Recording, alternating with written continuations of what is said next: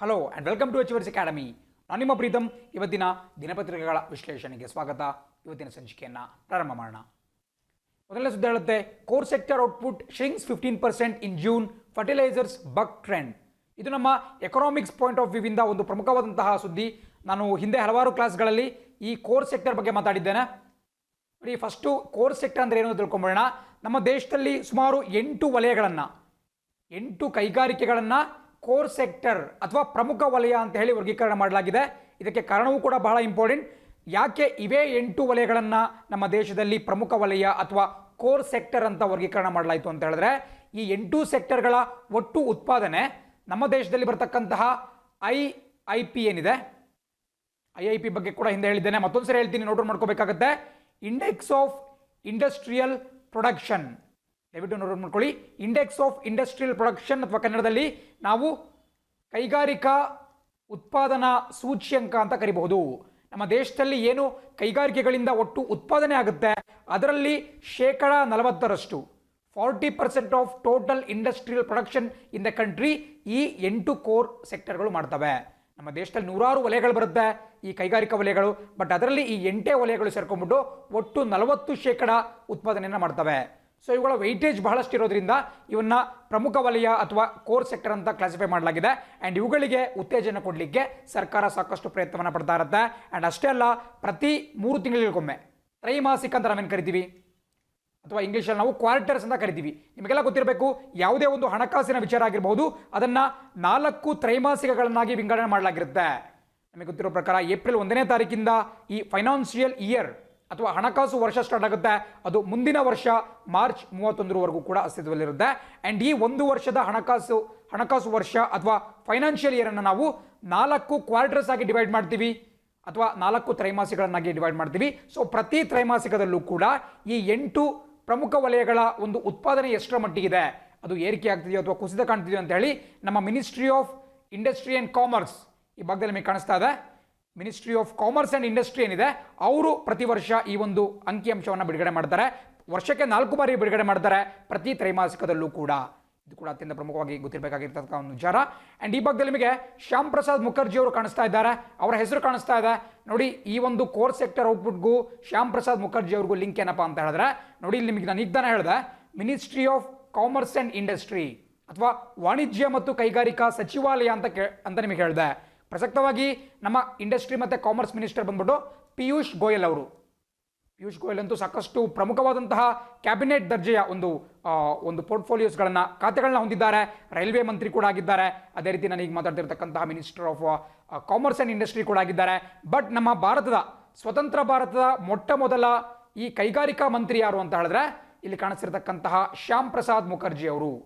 ಏನು ಪ್ರಸಕ್ತವಾಗಿ ಭಾರತೀಯ ಜನತಾ ಪಕ್ಷ ಇದೆ, ಅದರ ಒಂದು ಮಾತ್ರ ಪಕ್ಷವಾಗಿದ್ದಂತಹ ಭಾರತೀಯ ಜನಸಂಘದ ಸಂಸ್ಥಾಪಕರಾಗಿದ್ದರು ಮತ್ತು ಕಾಶ್ಮೀರದಲ್ಲಿದ್ದಂತಹ ಆರ್ಟಿಕಲ್ 370 370ನೇ ವಿಧಿಯ ರದ್ದತಿಗೆ ಸಾಕಷ್ಟು ಹೋರಾಟವನ್ನು ಈ ಹಿಂದೆ ಕೂಡ ಮಾಡಿದ್ರು.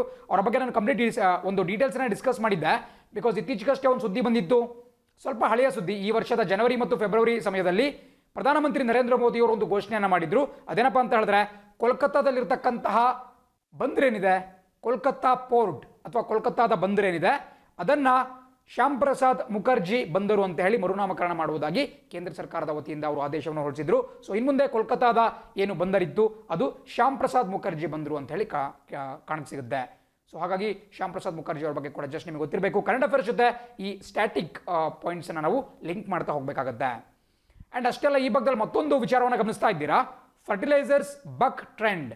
ಅಂದರೆ ಏನು ನಮ್ಮ ದೇಶಾದ್ಯಂತ ಈ ಪ್ರಮುಖ ವಲಯಗಳು ಕುಸಿತವನ್ನು ಕಾಣ್ತಾ ಇದ್ದಾವೆ, ಅದರಲ್ಲಿ ಫರ್ಟಿಲೈಸರ್ಸ್ ಮಾತ್ರವೇ ಪಾಸಿಟಿವ್ ಆದಂತಹ ಒಂದು ಅಂಕಿಅಂಶವನ್ನು ತೋರಿಸ್ತಾ ಇದೆ.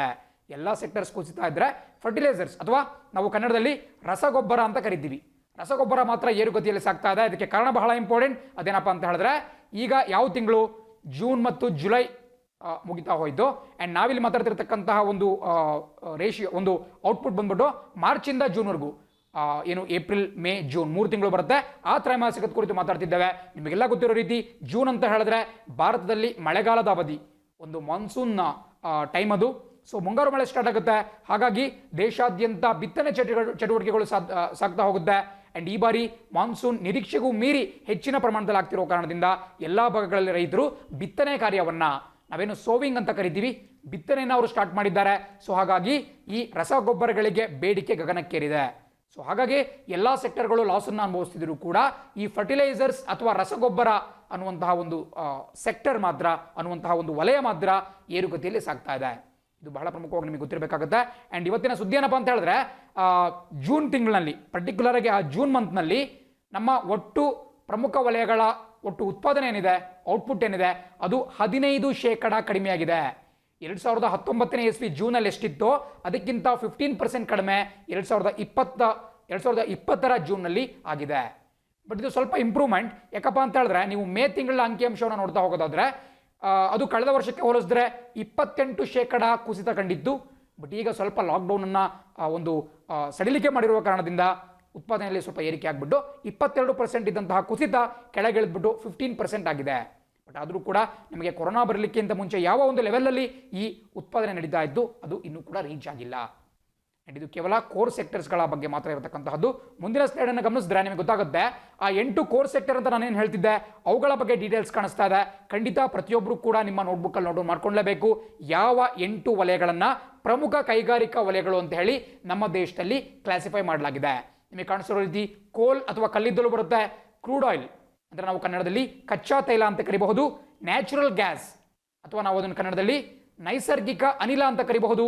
ಏನು ನ್ಯಾಚುರಲ್ ಗ್ಯಾಸ್ ಬರುತ್ತೆ, ಕಂಪ್ರೆಸ್ ನ್ಯಾಚುರಲ್ ಗ್ಯಾಸ್ CNG ಅಂತ ಹೇಳಿ ಫ್ಯೂಯಲನ್ನಾಗಿ ಕೂಡ ಬಳಕೆ ಮಾಡಲಾಗುತ್ತೆ, ಅದು ಕೂಡ ನಮ್ಮಲ್ಲಿ ಕೋರ್ ಸೆಕ್ಟರ್ ಅಂತ ಕ್ಲಾಸಿಫೈ ಆಗಿದೆ.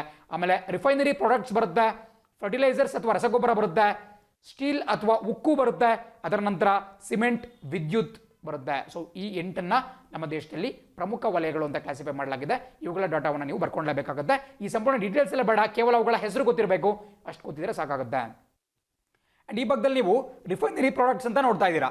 ನೋಡಿ, ನಮ್ಮಲ್ಲಿ ಈ ಪೆಟ್ರೋಲಿಯಂ ಉತ್ಪನ್ನಗಳಿಗೆ ಸಂಬಂಧಪಟ್ಟಂಥ 3 ವಲಯಗಳನ್ನು ನಾವು ಪ್ರಮುಖ ವಲಯಗಳು ಅಂತ ಹೇಳಿ ಕ್ಲಾಸಿಫೈ ಮಾಡಿದ್ದೇವೆ.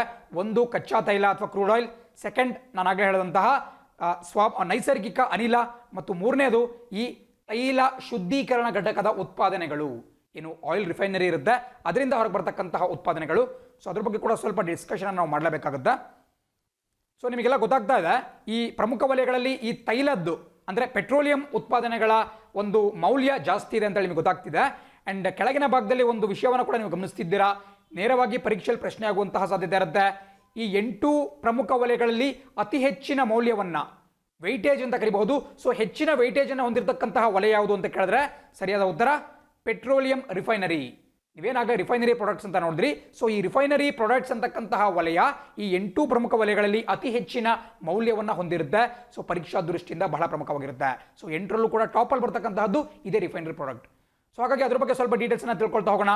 ಪೆಟ್ರೋಲಿಯಂ ರಿಫೈನರಿ ಅಂತ ಹೇಳಿ ನೋಡಿ, ಇದರ ಒಂದು ಇತಿಹಾಸವನ್ನು ನೀವು ಗಮನಿಸ್ತಾ ಹೋಗೋದಾದ್ರೆ 1859ನೇ ಇಸ್ವಿ 1859 ಅಂತ ಹೇಳಿದ್ರೆ ನಾವು ನಮ್ಮ ದೇಶದ ಸ್ಥಿತಿಗತಿಯನ್ನು ಆಗಿನ ಸಂದರ್ಭದಲ್ಲಿ ಕಂಪೇರ್ ಮಾಡೋದಾದ್ರೆ ಅವಾಗ ತಾನೇ ನಮ್ಮ ದೇಶದಲ್ಲಿ ಈ ಸಿಪಾಯಿ ದಂಗೆ ಅಥವಾ ನಮ್ಮ ದೇಶದ ಪ್ರಪ್ರಥಮ ಸ್ವತಂತ್ರ ಸಂಗ್ರಾಮ ಏನಿತ್ತು 1857 ಸಿಪಾಯಿ ಮ್ಯೂಟ್ನಿ, ಅದು ಅವಾಗ ತಾನೇ ಮುಕ್ತಾಯ ಆಗಿತ್ತು.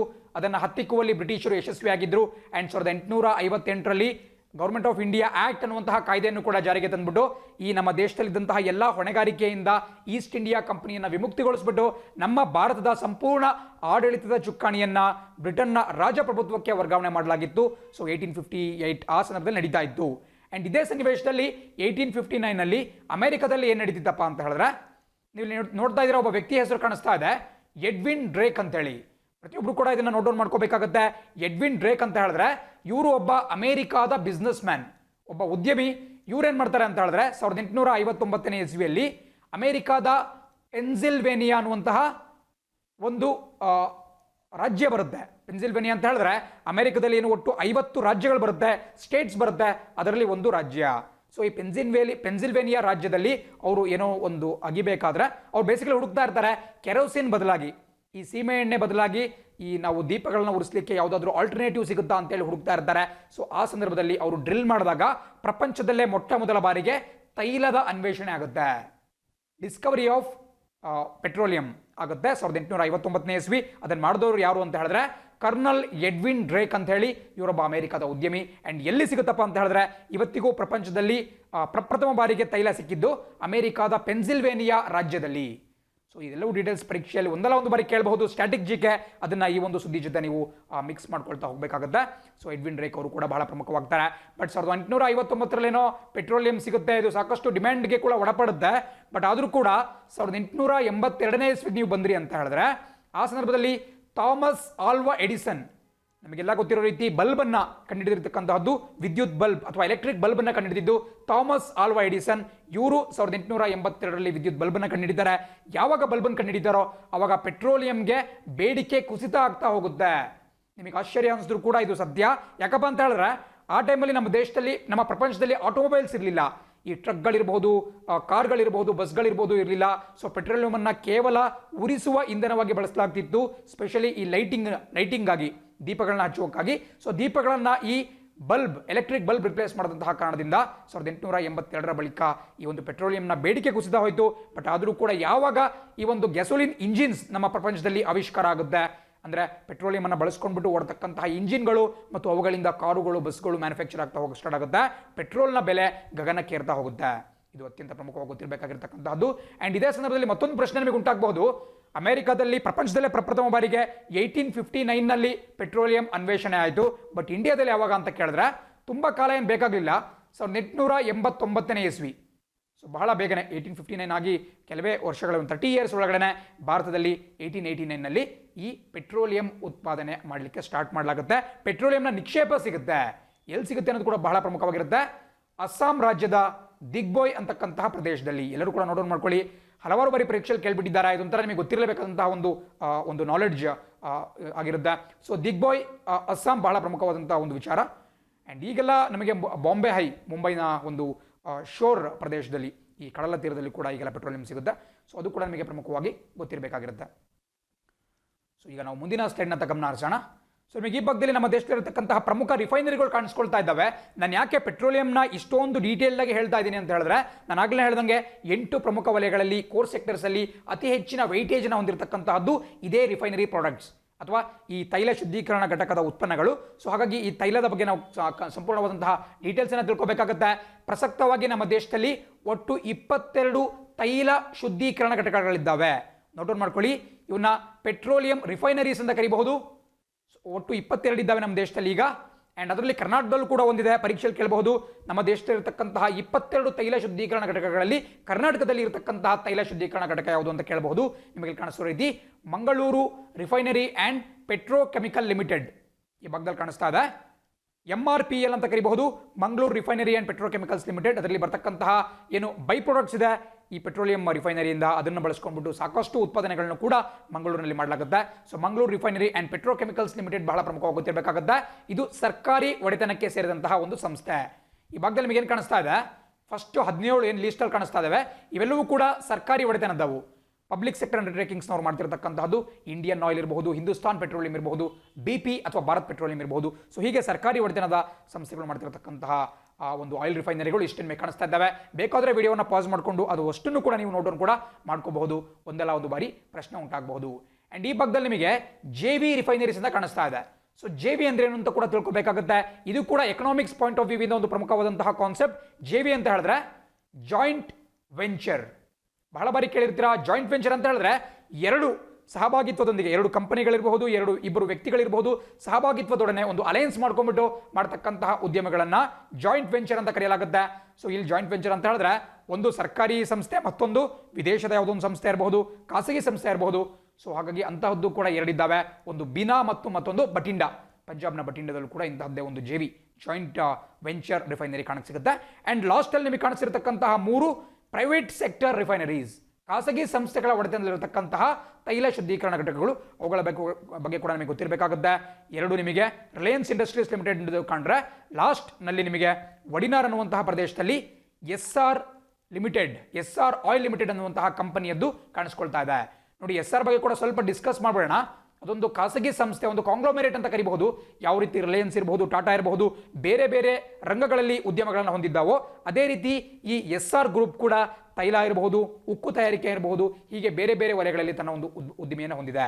ಆ್ಯಂಡ್ SR ಯಾಕಪ್ಪ ಸುದ್ದಿಯಲ್ಲಿದೆ ಅಂತ ಹೇಳಿದ್ರೆ ಪರೀಕ್ಷೆಯಲ್ಲಿ ಪ್ರಶ್ನೆ ಕೂಡ ಆಗಬಹುದು. ಬಿಕಾಸ್ 2018-19 ಸಂದರ್ಭದಲ್ಲಿ ಸಾಕಷ್ಟು ಬ್ಯಾಂಕುಗಳು ಈ ಒಂದು SR ಕಂಪನಿಗೆ ಸಾಲವನ್ನು ಕೊಟ್ಟಿದ್ವು.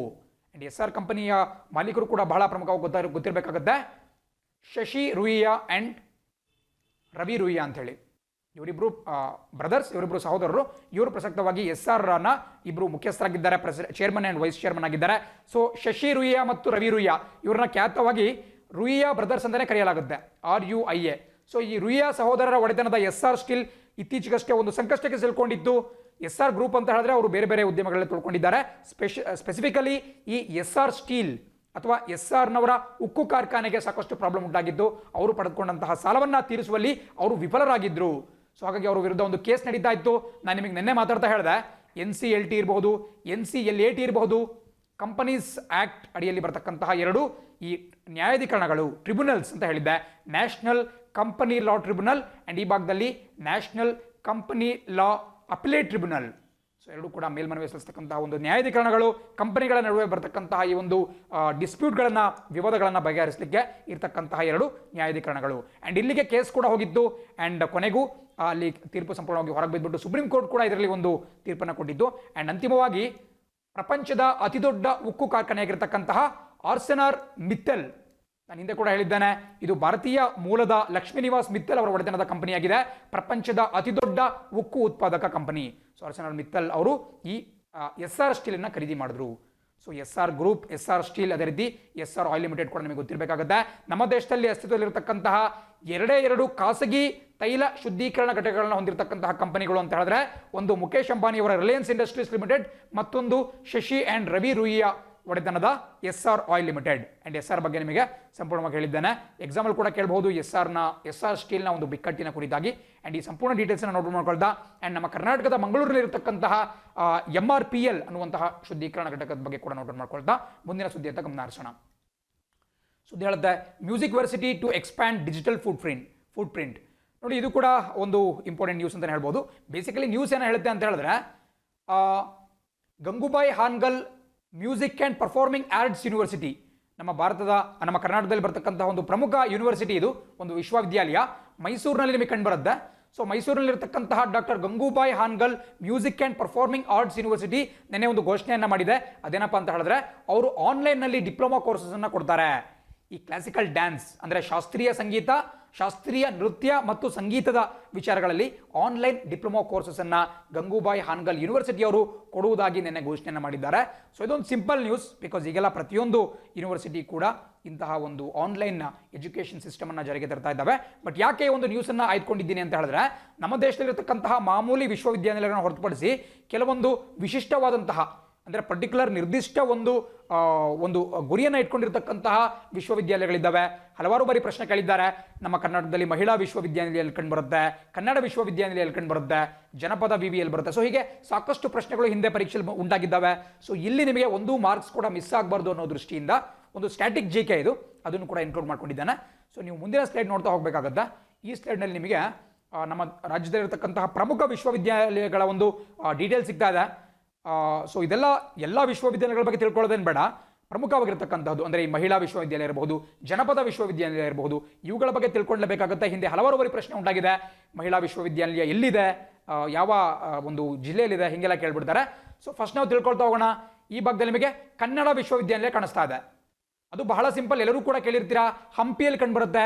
ಹಂಪಿ ಕನ್ನಡ ವಿಶ್ವವಿದ್ಯಾನಿಲಯ, ಇದು ಕನ್ನಡ ಭಾಷೆಯ ಉತ್ತೇಜನವನ್ನು ಕೊಡಲಿಕ್ಕೆ ನಮ್ಮ ರಾಜ್ಯ ಸರ್ಕಾರ ಸ್ಥಾಪನೆ ಮಾಡಿದ್ದು 1992ನೇ ಇಸ್ವಿಯಲ್ಲಿ. ಈ ಸಂಪೂರ್ಣ ಮಾಹಿತಿಯನ್ನು ವಿಕಿಪೀಡಿಯಾದಿಂದ ತೆಗೆದುಕೊಳ್ಳಲಾಗಿದೆ. ಸೊ ಖಂಡಿತ ನೋಟ್ ಮಾಡ್ಕೊಳ್ಳಬೇಕಾಗುತ್ತೆ. ಹಂಪಿ ಕನ್ನಡ ವಿಶ್ವವಿದ್ಯಾಲಯ ಎಲ್ಲಿ ಕಂಡುಬರುತ್ತೆ ಅಂತ ಹೇಳಿದ್ರೆ, ಹಂಪಿಯಲ್ಲಿ ಕಂಡುಬರುತ್ತೆ. ಇದು ಅತ್ಯಂತ ಪ್ರಮುಖವಾಗಿ ಗೊತ್ತಿರಬೇಕಾಗಿರ್ತಕ್ಕಂಥ ಒಂದು ವಿಚಾರ.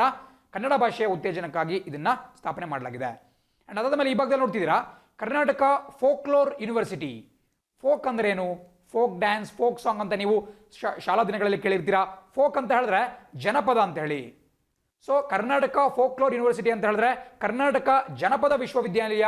ಇದು ಕೂಡ ಅತ್ಯಂತ ಪ್ರಮುಖವಾಗಿರುತ್ತೆ, ಬಿಕಾಸ್ ಇದು ಜನಪದ ಕಲೆಗಳನ್ನು ಉತ್ತೇಜನ ಕೊಡುವಂತೆ ಮತ್ತು ಅದರಲ್ಲಿ ಸಂಶೋಧನೆ ಮಾಡಲಿಕ್ಕೆ ಅನುಗುಣವಾಗುವ ದೃಷ್ಟಿಯಿಂದ ಈ ಒಂದು ವಿಶ್ವವಿದ್ಯಾಲಯವನ್ನು ನಮ್ಮ ಕರ್ನಾಟಕ ರಾಜ್ಯ ಸರ್ಕಾರ ಸ್ಥಾಪನೆ ಮಾಡಿದೆ. ಈ ಭಾಗದಲ್ಲಿ ಕಾಣಿಸ್ತಾ ಇರೋ ರೀತಿ 2011ನೇ ಇಸ್ವಿಯಲ್ಲಿ ಸ್ಥಾಪಿತ ಆಯಿತು. ಹಲವಾರು ಬಾರಿ ಪರೀಕ್ಷೆಯಲ್ಲಿ ಕೇಳಿದ್ದಾರೆ, ಮುಂದೂ ಕೂಡ ಕೇಳಬಹುದು. ಕರ್ನಾಟಕ ಜನಪದ ವಿಶ್ವವಿದ್ಯಾಲಯ ಎಲ್ಲಿ ಕಂಡು ಬರುತ್ತೆ ಅಂತ ಹೇಳಿದ್ರೆ ಶಿಗ್ಗಾವಿಯಲ್ಲಿ ಕಂಡು ಬರುತ್ತೆ. ಶಿಗ್ಗಾವಿ ಕೇಳಿರ್ಬೋದು, ಬಟ್ ಹಲವು ಜನ ಕೇಳಿಲ್ಲ ಅನ್ಸುತ್ತೆ. ಶಿಗ್ಗಾಂವ್ ಅಥವಾ ಶಿಗ್ಗಾವಿ ಎಲ್ಲಿ ಬರುತ್ತೆ ಅಂತ ಹೇಳಿದ್ರೆ ಹಾವೇರಿ ಜಿಲ್ಲೆಯಲ್ಲಿ ಬರುತ್ತೆ. ಸೊ ಹಾವೇರಿ ಡಿಸ್ಟ್ರಿಕ್ಟಲ್ಲಿ ಬರತಕ್ಕಂತಹ ಒಂದು ತಾಲೂಕು. ಯಾಕೆ ಅದು ಇನ್ನೂ ಒಂದು ವಿಚಾರದಿಂದ ಫೇಮಸ್ ಯಾಕಪ್ಪ ಅಂತ ಹೇಳಿದ್ರೆ, ಪ್ರಸಕ್ತವಾಗಿ ನಮ್ಮ ಕರ್ನಾಟಕದ ಗೃಹ ಮಂತ್ರಿ ಹೋಮ್ ಮಿನಿಸ್ಟರ್ ಬಸವರಾಜ ಬೊಮ್ಮಾಯಿ ಏನಿದ್ದಾರೆ, ಅವರು ಇದೇ ಶಿಗ್ಗಾಂವ್ನಿಂದ ಮೆಂಬರ್ ಆಫ್ ಲೆಜಿಸ್ಲೇಟಿವ್ ಅಸೆಂಬ್ಲಿ ಅಥವಾ ಒಬ್ಬ ಶಾಸಕ ಆಗಿದ್ದಾರೆ.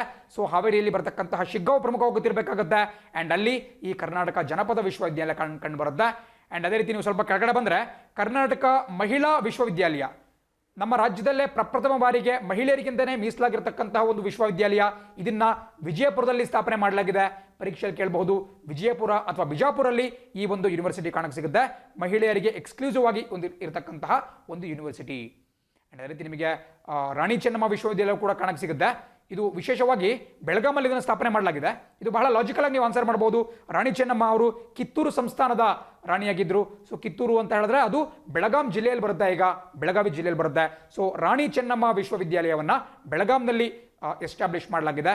ಯಾವ ಉದ್ದೇಶದಿಂದ ಅಂತ ಹೇಳಿದ್ರೆ, ಅಲ್ಲಿ ಉತ್ತರ ಕರ್ನಾಟಕ, ನಾರ್ತ್ ಕರ್ನಾಟಕದ ವಿದ್ಯಾರ್ಥಿಗಳೇನಿದ್ದಾರೆ ಅವರಿಗೆ ಸ್ವಲ್ಪ ಉತ್ತೇಜನವನ್ನು ಕೊಡುವಂತಹ ದೃಷ್ಟಿಯಿಂದ ಈ ರಾಣಿ ಚೆನ್ನಮ್ಮ ಯೂನಿವರ್ಸಿಟಿನ ಮಾಡಲಾಗಿದೆ. ಇಂತಹ ಯಾವುದೇ ಯೂನಿವರ್ಸಿಟಿ ಮೇಲೆ ಪ್ರಶ್ನೆ ಉಂಟಾಗಬಹುದು, ನೋಟ್ ಡೌನ್ ಮಾಡ್ಕೊಳ್ಳಬೇಕಾಗುತ್ತೆ. ಆ್ಯಂಡ್ ಮತ್ತೊಂದು ಇಂಪಾರ್ಟೆಂಟ್ ವಿಷಯ ಅಂತ ಹೇಳಿದ್ರೆ, ಗುಲ್ಬರ್ಗಾದಲ್ಲಿ ಅಥವಾ ಈಗ ಕಲಬುರಗಿ ಆಗಿದೆ. ಸೊ ಗುಲ್ಬರ್ಗಾದಲ್ಲಿ ಕೇಂದ್ರೀಯ ವಿವಿ ಕಾಣಕ್ಕೆ ಸಿಗುತ್ತೆ, ಕೇಂದ್ರೀಯ ವಿಶ್ವವಿದ್ಯಾಲಯ ಅಥವಾ ಸೆಂಟ್ರಲ್ ಯೂನಿವರ್ಸಿಟಿ. ಏನಪ್ಪ ಡಿಫ್ರೆನ್ಸ್ ಅಂತ ಹೇಳಿದ್ರೆ, ಸೆಂಟ್ರಲ್ ಯೂನಿವರ್ಸಿಟಿಯನ್ನೇ ಯಾವಾಗಲೂ ಕೂಡ ಕೇಂದ್ರ ಸರ್ಕಾರ ಎಸ್ಟಾಬ್ಲಿಷ್ ಮಾಡುತ್ತೆ. ನಿಮಗೆ ಕಾಣಿಸಿರ್ತಕ್ಕಂತಹ ಎಲ್ಲವನ್ನು ಕೂಡ ನಮ್ಮ ಕರ್ನಾಟಕ ರಾಜ್ಯ ಸರ್ಕಾರ ಜಾರಿಗೆ ತಂದರೆ ಕೇಂದ್ರ ವಿಶ್ವವಿದ್ಯಾಲಯವನ್ನ ಕೇಂದ್ರ ಸರ್ಕಾರ ಜಾರಿಗೆ ತರುತ್ತೆ. ಆ್ಯಂಡ್ ಕರ್ನಾಟಕದ ಮೊಟ್ಟ ಮೊದಲ ಮತ್ತು ಒಂದೇ ಕೇಂದ್ರ ವಿಶ್ವವಿದ್ಯಾಲಯ ಯಾವುದು ಅಂತ ಹೇಳಿದ್ರೆ ಈ ಗುಲ್ಬರ್ಗಾದಲ್ಲಿರ್ತಕ್ಕಂತಹ ಸೆಂಟ್ರಲ್ ಯೂನಿವರ್ಸಿಟಿ ಅಥವಾ ಕೇಂದ್ರ ವಿಶ್ವವಿದ್ಯಾಲಯ. ಸೊ ಅದು ಗುಲ್ಬರ್ಗದ್ದು ಕೂಡ ಬಹಳ ಪ್ರಮುಖವಾಗಿ ನಿಮಗೆ ಗೊತ್ತಿರಬೇಕಾಗುತ್ತೆ. 2009ನಲ್ಲಿ ಅದನ್ನು ಎಸ್ಟಾಬ್ಲಿಷ್ ಮಾಡಲಾಯಿತು. ಆ್ಯಂಡ್ ಇಷ್ಟನ್ನು ನೋಟ್ ಡೌನ್ ಮಾಡ್ಕೊಳ್ತಾ ಮುಂದಿನ ಸುದ್ದಿದ ಗಮನ ಹರಿಸೋಣ. ಆ್ಯಂಡ್ ಸುದ್ದಿ ಹೇಳುತ್ತೆ, fiscal deficit touches 83% of full year target. ಇದು ಕೂಡ ಒಂದು ಪ್ರಮುಖವಾದಂಥ ಒಂದು ವಿಚಾರ. ನೋಡಿ, ಎಕನಾಮಿಕ್ಸ್ನಲ್ಲಿ ತುಂಬ ಡೀಪ್ ಆಗಿರ್ತಕ್ಕಂಥ ಒಂದು ಕಾನ್ಸೆಪ್ಟ್. ಬಟ್ ಬಹಳ ಜನಕ್ಕೆ ಫಿಸ್ಕಲ್ ಡೆಫಿಸಿಟ್ ಅಂದರೆ ಏನು ಅಂತ ಗೊತ್ತಿರಲ್ಲ. ಇದ್ರ ಬಗ್ಗೆ ಒಂದಷ್ಟು ಆನ್ಸರ್ ಮಾಡಲಿಕ್ಕೆ ತಿಳ್ಕೊಂಡಿರ್ತಾರೆ ಕ್ವಶನ್ಸ್ನ, MCQಗಳನ್ನ. ಬಟ್ ಅದರ ಒಂದು ಡೆಫಿನೇಷನ್ ಆಗಿರಲಿ, ಅರ್ಥ ಆಗಿರಲಿ ಜನಕ್ಕೆ ಗೊತ್ತಿರಲ್ಲ. ಸೊ ಹಾಗಾಗಿ ಫಸ್ಟ್ ಫಿಸ್ಕಲ್ ಡೆಫಿಸಿಟ್ ಅಂದರೆ ಏನು ಅಂತ ತಿಳ್ಕೊಳ್ಳೋಣ. ಅದಾದ ಬಳಿಕ ಈ ಒಂದು ಕಂಟೆಂಟ್ ಬಗ್ಗೆ ನಾವು ಮಾತಾಡ್ತಾ ಹೋಗೋಣ. ನೋಡಿ, ಫಿಸ್ಕಲ್ ಡೆಫಿಸಿಟ್ ಅಂತ ಹೇಳಿದ್ರೆ ಒಂದು ಸರ್ಕಾರ, ಅದು ರಾಜ್ಯ ಸರ್ಕಾರ ಇರಬಹುದು ಅಥವಾ ಕೇಂದ್ರ ಸರ್ಕಾರ ಇರಬಹುದು, ಆ ಸರ್ಕಾರಕ್ಕೆ ಬರ್ತಕ್ಕಂತಹ ಒಂದು ಆದಾಯ, ಒಟ್ಟು ಇನ್ಕಮ್ ಏನು ಬರುತ್ತೆ ಅದು ಮೈನಸ್ ಅವರು ಮಾಡ್ತಕ್ಕಂತಹ ಖರ್ಚು ಅಥವಾ ಎಕ್ಸ್ಪೆಂಡಿಚರ್. ಸೊ ಆದಾಯ ಮೈನಸ್ ಖರ್ಚು ನಮಗೆ ಫಿಸ್ಕಲ್ ಡೆಫಿಸಿಟ್ ಅಂತ ಸಿಗುತ್ತೆ. ನೀವು ಕಾಮನ್ ಸೆನ್ಸನ್ನು ಅಪ್ಲೈ ಮಾಡ್ಬಿಟ್ಟು ನೋಡಿದ್ರು ಕೂಡ ಒಬ್ಬ ವ್ಯಕ್ತಿ ತನಗೆ ಬರ್ತಕ್ಕಂತಹ ಆದಾಯಕ್ಕಿಂತ ಕಡಿಮೆ ಖರ್ಚು ಮಾಡಿದಾಗ ಮಾತ್ರ ಆತನ ಒಂದು ಹಣಕಾಸಿನ ಪರಿಸ್ಥಿತಿ ಸುಸ್ಥಿತಿಯಲ್ಲಿರುತ್ತೆ. ಅದೇ ಒಂದು ವೇಳೆ ಆತ ತನಗೆ ಬರ್ತಕ್ಕಂತಹ ಆದಾಯಕ್ಕಿಂತ ಹೆಚ್ಚಿನ ಪ್ರಮಾಣದಲ್ಲಿ ಖರ್ಚು ಮಾಡಿಬಿಟ್ಟ, ಅವನಿಗೆ ಬರ್ತಿರೋದೇ ತಿಂಗಳಿಗೆ 1000 ರೂಪಾಯಿ, ತಿಂಗಳಿಗೆ 1500 ರೂಪಾಯಿ ಖರ್ಚು ಮಾಡಿಬಿಟ್ಟ ಅಂತ ಹೇಳಿದ್ರೆ ಮೈನಸ್ 500 ರೂಪೀಸ್. ಈ 500 ರೂಪಾಯಿಯನ್ನ ಆತ ಹೊರಗಡೆಯಿಂದ ತರಬೇಕಾಗುತ್ತೆ. ಅದಕ್ಕಾಗಿ ಆತ ಸಾಲ ಮಾಡಬೇಕಾಗುತ್ತೆ. ಸೇಮ್ ಕಾನ್ಸೆಪ್ಟ್ ಇಲ್ಲೂ ಕೂಡ ವರ್ಕ್ ಆಗುತ್ತೆ. ಫಿಸ್ಕಲ್ ಡೆಫಿಸಿಟ್ ಅಂತ ಹೇಳಿದ್ರೆ ಕನ್ನಡದಲ್ಲಿ ವಿತ್ತೀಯ ಕೊರತೆ ಅಂತ ಕರಿತೀವಿ ನಾವು. ಈ ಫಿಸ್ಕಲ್ ಡೆಫಿಸಿಟ್ ಇರಬಹುದು, ಟ್ರೇಡ್ ಡೆಫಿಸಿಟ್ ಇರಬಹುದು, ಇಂತಹ ಕೆಲವೊಂದು ಟರ್ಮಿನಾಲಜೀಸ್ಗಳನ್ನು ಎಕನಾಮಿಕ್ಸ್ನಲ್ಲಿ ನೋಡ್ತಾನೆ ಇರ್ತೀವಿ. ಸೊ ವಿತ್ತೀಯ ಕೊರತೆ ಅಂತ ನಿಮಗೆ ಡೆಫಿನೇಷನ್ ಗೊತ್ತಾಯಿತು. ಸೊ ಇಲ್ಲಿ ಏನಪ್ಪ ಅಂತ ಹೇಳಿದ್ರೆ, ನಮ್ಮ ಸರ್ಕಾರಕ್ಕೆ ಬರ್ತಕ್ಕಂತಹ ಒಟ್ಟು ಆದಾಯ ಯಾವ್ಯಾವ ರೂಪದಲ್ಲಿ ಆದಾಯ ಬರುತ್ತೆ? ಒಂದು ಟ್ಯಾಕ್ಸ್ ರೂಪದಲ್ಲಿ ಬರುತ್ತೆ, ಟ್ಯಾಕ್ಸ್ ಅಥವಾ ನಾವು ಅದನ್ನು ತೆರಿಗೆ ಅಂತ ಕರಿಬಹುದು ಕನ್ನಡದಲ್ಲಿ. ಸೊ ತೆರಿಗೆ ರೂಪದಲ್ಲಿ ಬರುತ್ತೆ. ಇನ್ನು ಕೆಲವೊಂದು ಸರಿ ನಾನ್ ಟ್ಯಾಕ್ಸ್ ರೆವೆನ್ಯೂ ಬರುತ್ತೆ, ಅದನ್ನು ನಾವು ಕನ್ನಡದಲ್ಲಿ ತೆರಿಗೆಯೇತರ ಆದಾಯ ಅಥವಾ ತೆರಿಗೆಯೇತರ ಒಂದು ಇನ್ಕಮ್ ಅಂತ ಕರಿಬಹುದು. ನಾನ್ ಟ್ಯಾಕ್ಸ್ ರೆವೆನ್ಯೂ ಅಥವಾ ಒಂದು ಸರ್ಕಾರಕ್ಕೆ ಬರೆದಿರತಕ್ಕಂಥದ್ದು ಯಾವ ರೀತಿ ಬರುತ್ತೆ? ಕೆಲವರು ಡೌಟ್ ಆಗ್ಬೋದು, ಟ್ಯಾಕ್ಸನ್ನು ಹೊರತುಪಡಿಸ್ಬಿಟ್ಟು ಸರ್ಕಾರ ಯಾವ ರೀತಿ ಒಂದು ಆದಾಯವನ್ನು ಗಳಿಸುತ್ತೆ? ನೋಡಿ, just for example, Bharat petroleum ಅಂತಕ್ಕಂತಹದ್ದು ಸರ್ಕಾರಿ ಒಡೆತನದ ಒಂದು ಕಂಪನಿ ಆಗಿದೆ. ಸೊ ಭಾರತ್ ಪೆಟ್ರೋಲಿಯಂ ಒಂದು ವರ್ಷದಲ್ಲಿ 1000 ಕೋಟಿ ರೂಪಾಯಿ ಲಾಭವನ್ನು ಗಳಿಸ್ತು ಅಂತ ಹೇಳಿದ್ರೆ ಅದು ಕೂಡ ಸರ್ಕಾರಕ್ಕೆ ಸೇರಬೇಕಾದಂತಹ ಒಂದು ಲಾಭ. ಬಟ್ ಇಲ್ಲಿ ಅದು ಟ್ಯಾಕ್ಸ್ನ ಮುಖಾಂತರ ಬಂದಿಲ್ಲ, ಟ್ಯಾಕ್ಸ್ ಏತರ, ತೆರಿಗೆಯೇತರ ಅಥವಾ ನಾನ್ ಟ್ಯಾಕ್ಸ್ ರೆವೆನ್ಯೂ ಮೂಲ ಆಗಿರುತ್ತೆ. ಸೊ ಇದನ್ನು ಕೂಡ ನಮ್ಮ ಸರ್ಕಾರದ ಆದಾಯ ಅಂತ ಒಂದು ನಾವು ತೀರ್ಮಾನ ಮಾಡ್ತೀವಿ. ಆ್ಯಂಡ್ ಅದನ್ನು ಹೊರತುಪಡಿಸ್ಬಿಟ್ಟು ಬೇರೆ ನಮ್ಮ ಸರ್ಕಾರ ಯಾವುದೋ ಒಂದು ಬೇರೆ ದೇಶಕ್ಕೋ ಅಥವಾ ಎಲ್ಲಿಗೋ ಒಂದು ಸಾಲವನ್ನು ಕೊಟ್ಟಿರುತ್ತೆ, ಆ ಸಾಲದ ಕಂತನ್ನು ಮರುಪಾವತಿ ಮಾಡಿದಾಗ ನಮಗೆ ಬರ್ತಕ್ಕಂಥ ಹಣ, ಅದನ್ನು ಕೂಡ ನಾವು ಸರ್ಕಾರದ ಆದಾಯ ಅಥವಾ ಇನ್ಕಮ್ ಅಂತ ಕನ್ಸಿಡರ್ ಮಾಡ್ತೀವಿ. ಇದು ಒಂದು ಭಾಗದಲ್ಲಿದ್ದರೆ ಇದರಲ್ಲಿ ಕಳಿಬೇಕಾಗಿರೋದೇನು ಅಂದರೆ ನಮ್ಮ ಸರ್ಕಾರ ಮಾಡ್ತಿರತಕ್ಕಂತಹ ಖರ್ಚು ಯಾಕೆ ಮಾಡುತ್ತೆ ಮತ್ತು ಯಾವಾಗ ಮಾಡುತ್ತೆ?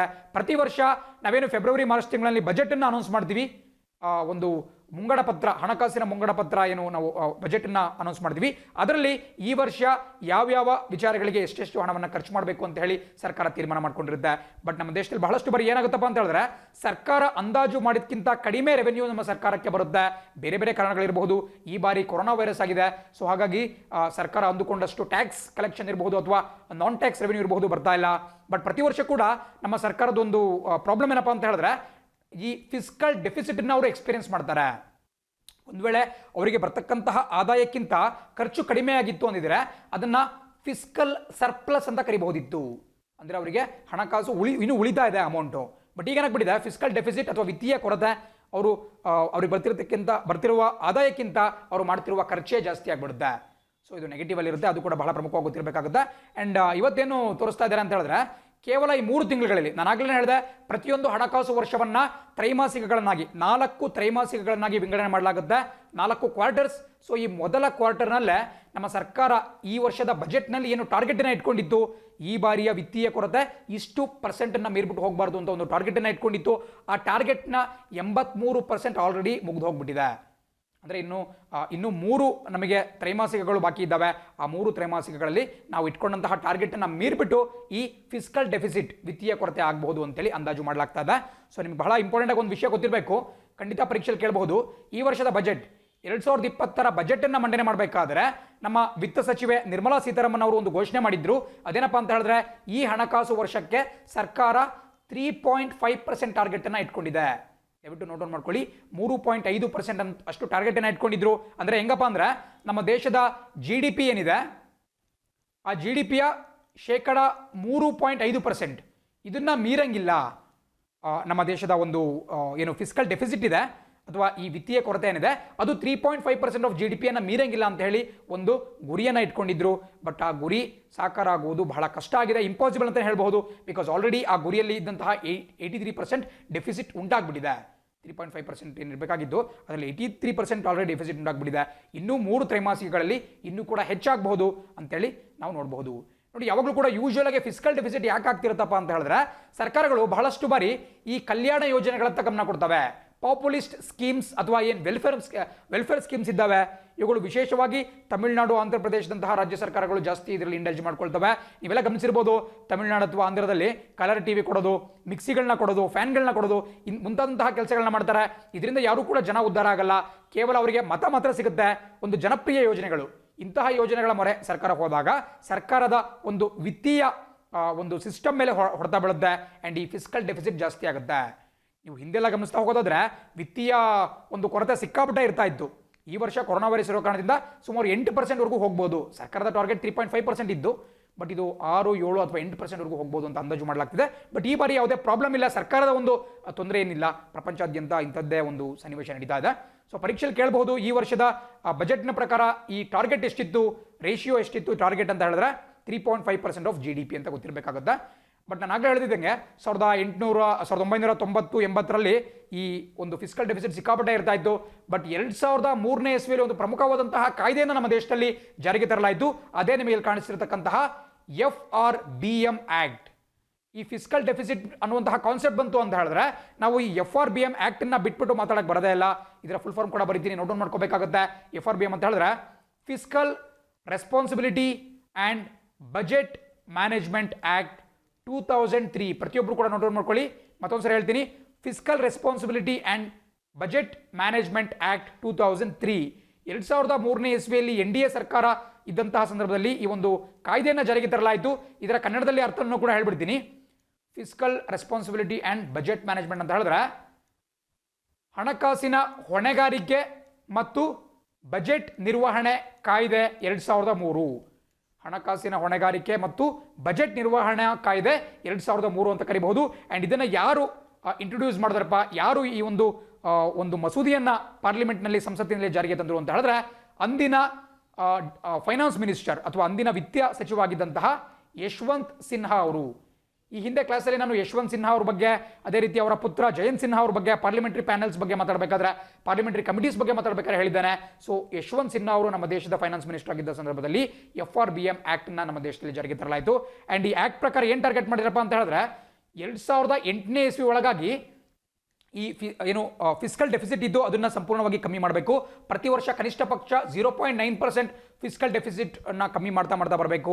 2008 ಒಳಗಾಗಿ 3% ರೀಚ್ ಆಗಬೇಕು ಅಂತ ಅವರು ಸಾಕಷ್ಟು ಒಂದು ಪ್ಲಾನ್ನ ಮಾಡ್ಕೊಂಡಿದ್ರು. ಬಟ್ ಆದರೂ ಕೂಡ ಇನ್ನೂ ಕೂಡ ರೀಚ್ ಆಗಿಲ್ಲ. ಈವನ್ 2020 ಬಜೆಟ್ನ ಒಂದು ಟಾರ್ಗೆಟ್ 3.5% ಇತ್ತು. ಸೊ ಇಷ್ಟೆಲ್ಲ ಡೀಟೇಲ್ಸ್ ನಿಮ್ಗೆ ಗೊತ್ತಿರಬೇಕಾಗುತ್ತೆ. ಆ್ಯಕ್ಚುಲಿ ತುಂಬ ಕಾಂಪ್ಲೆಕ್ಸ್ ಕಾನ್ಸೆಪ್ಟ್, ಒಂದೇ ದಿನಕ್ಕೆ ಅರ್ಥ ಆಗಲ್ಲ. ಬಟ್ ನೀವು ಅದನ್ನು ನಿಧಾನವಾಗಿ ಅರ್ಥ ಮಾಡ್ಕೊಳ್ತಾ ಹೋದಾಗ ಮುಂದೆ ಕ್ಲಾಸಲ್ಲಿ ಬಂದಾಗ ಮತ್ತೆ ರಿಪೀಟ್ ಮಾಡ್ತಾ ಹೋಗ್ತೀನಿ, ನಿಮಗೆ ಅರ್ಥ ಆಗ್ತಾ ಹೋಗುತ್ತೆ. ಬಟ್ ಇಂತಹ ಕಾನ್ಸೆಪ್ಟ್ಸನ್ನು ಅರ್ಥ ಮಾಡ್ಕೊಳ್ದಲ್ಲೇ ನಾವು ಉನ್ನತ ಮಟ್ಟದ ಪರೀಕ್ಷೆಗಳನ್ನ ಕ್ರ್ಯಾಕ್ ಮಾಡ್ತೀವಿ ಅಂದ್ರೆ ಅದು ಕಷ್ಟ ಸಾಧ್ಯ. ಸೊ ಅರ್ಥ ಮಾಡ್ಕೊಳ್ತಾನೆ ಹೋಗಬೇಕಾಗುತ್ತೆ. FRBM Act 2003.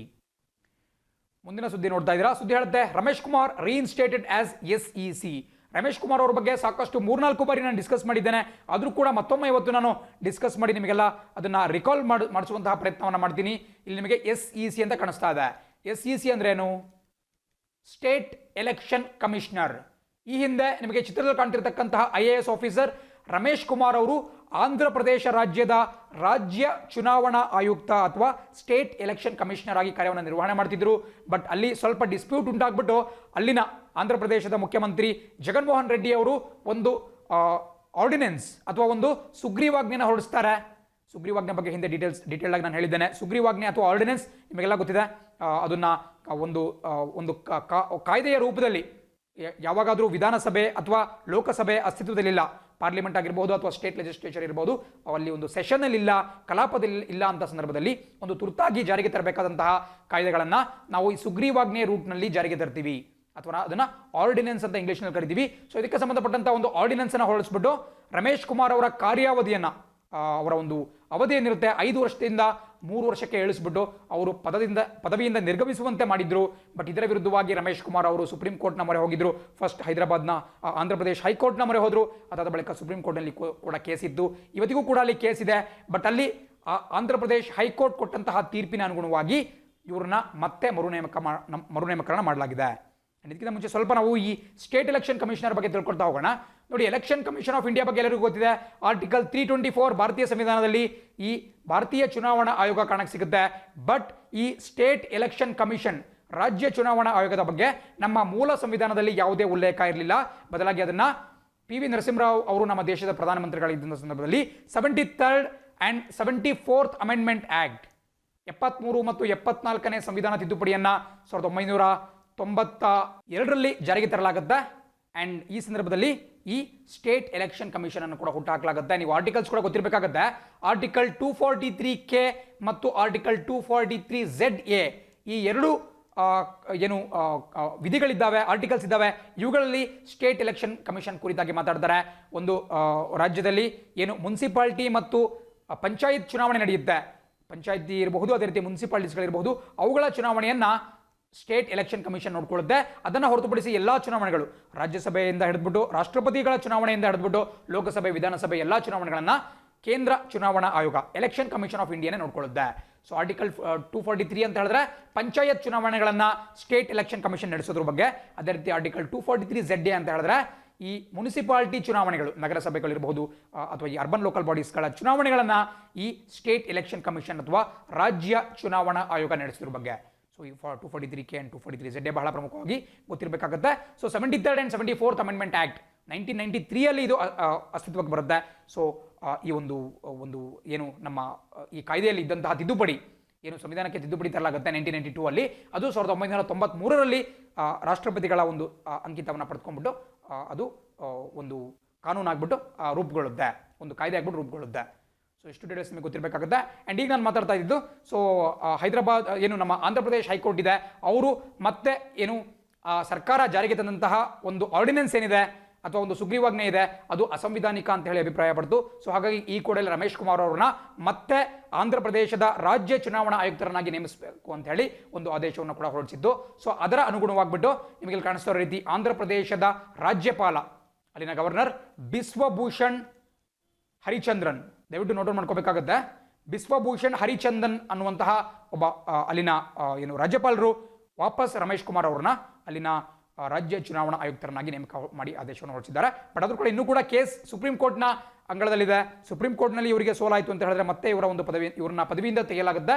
ಬಟ್ ತಕ್ಷಣಕ್ಕೆ ಒಂದು ತಾತ್ಕಾಲಿಕವಾಗಿ ಇವರು ಮತ್ತೆ ಆಂಧ್ರ ಪ್ರದೇಶದ ರಾಜ್ಯ ಚುನಾವಣಾ ಆಯುಕ್ತರಾಗಿ ರಮೇಶ್ ಕುಮಾರ್ ಅವರು ಆಯ್ಕೆಯಾಗಿದ್ದಾರೆ. ಸೊ ಯಾವುದೇ ಆ್ಯಂಗಲಿಂದ ಬೇಕಾದ್ರೂ ಪ್ರಶ್ನೆ ಬರಬಹುದು. ಸೊ ಹಾಗಾಗಿ ಅಲ್ಲಿನ ಗವರ್ನರ್ ಹೆಸರು ಬಿಶ್ವಭೂಷಣ್ ಹರಿಚಂದನ್ ಏನಿದ್ದಾರೆ ಅವರ ಹೆಸರನ್ನ ವಿಶೇಷವಾಗಿ ನೀವು note ಮಾಡಕೊಳ್ಳೇಬೇಕಾಗುತ್ತೆ.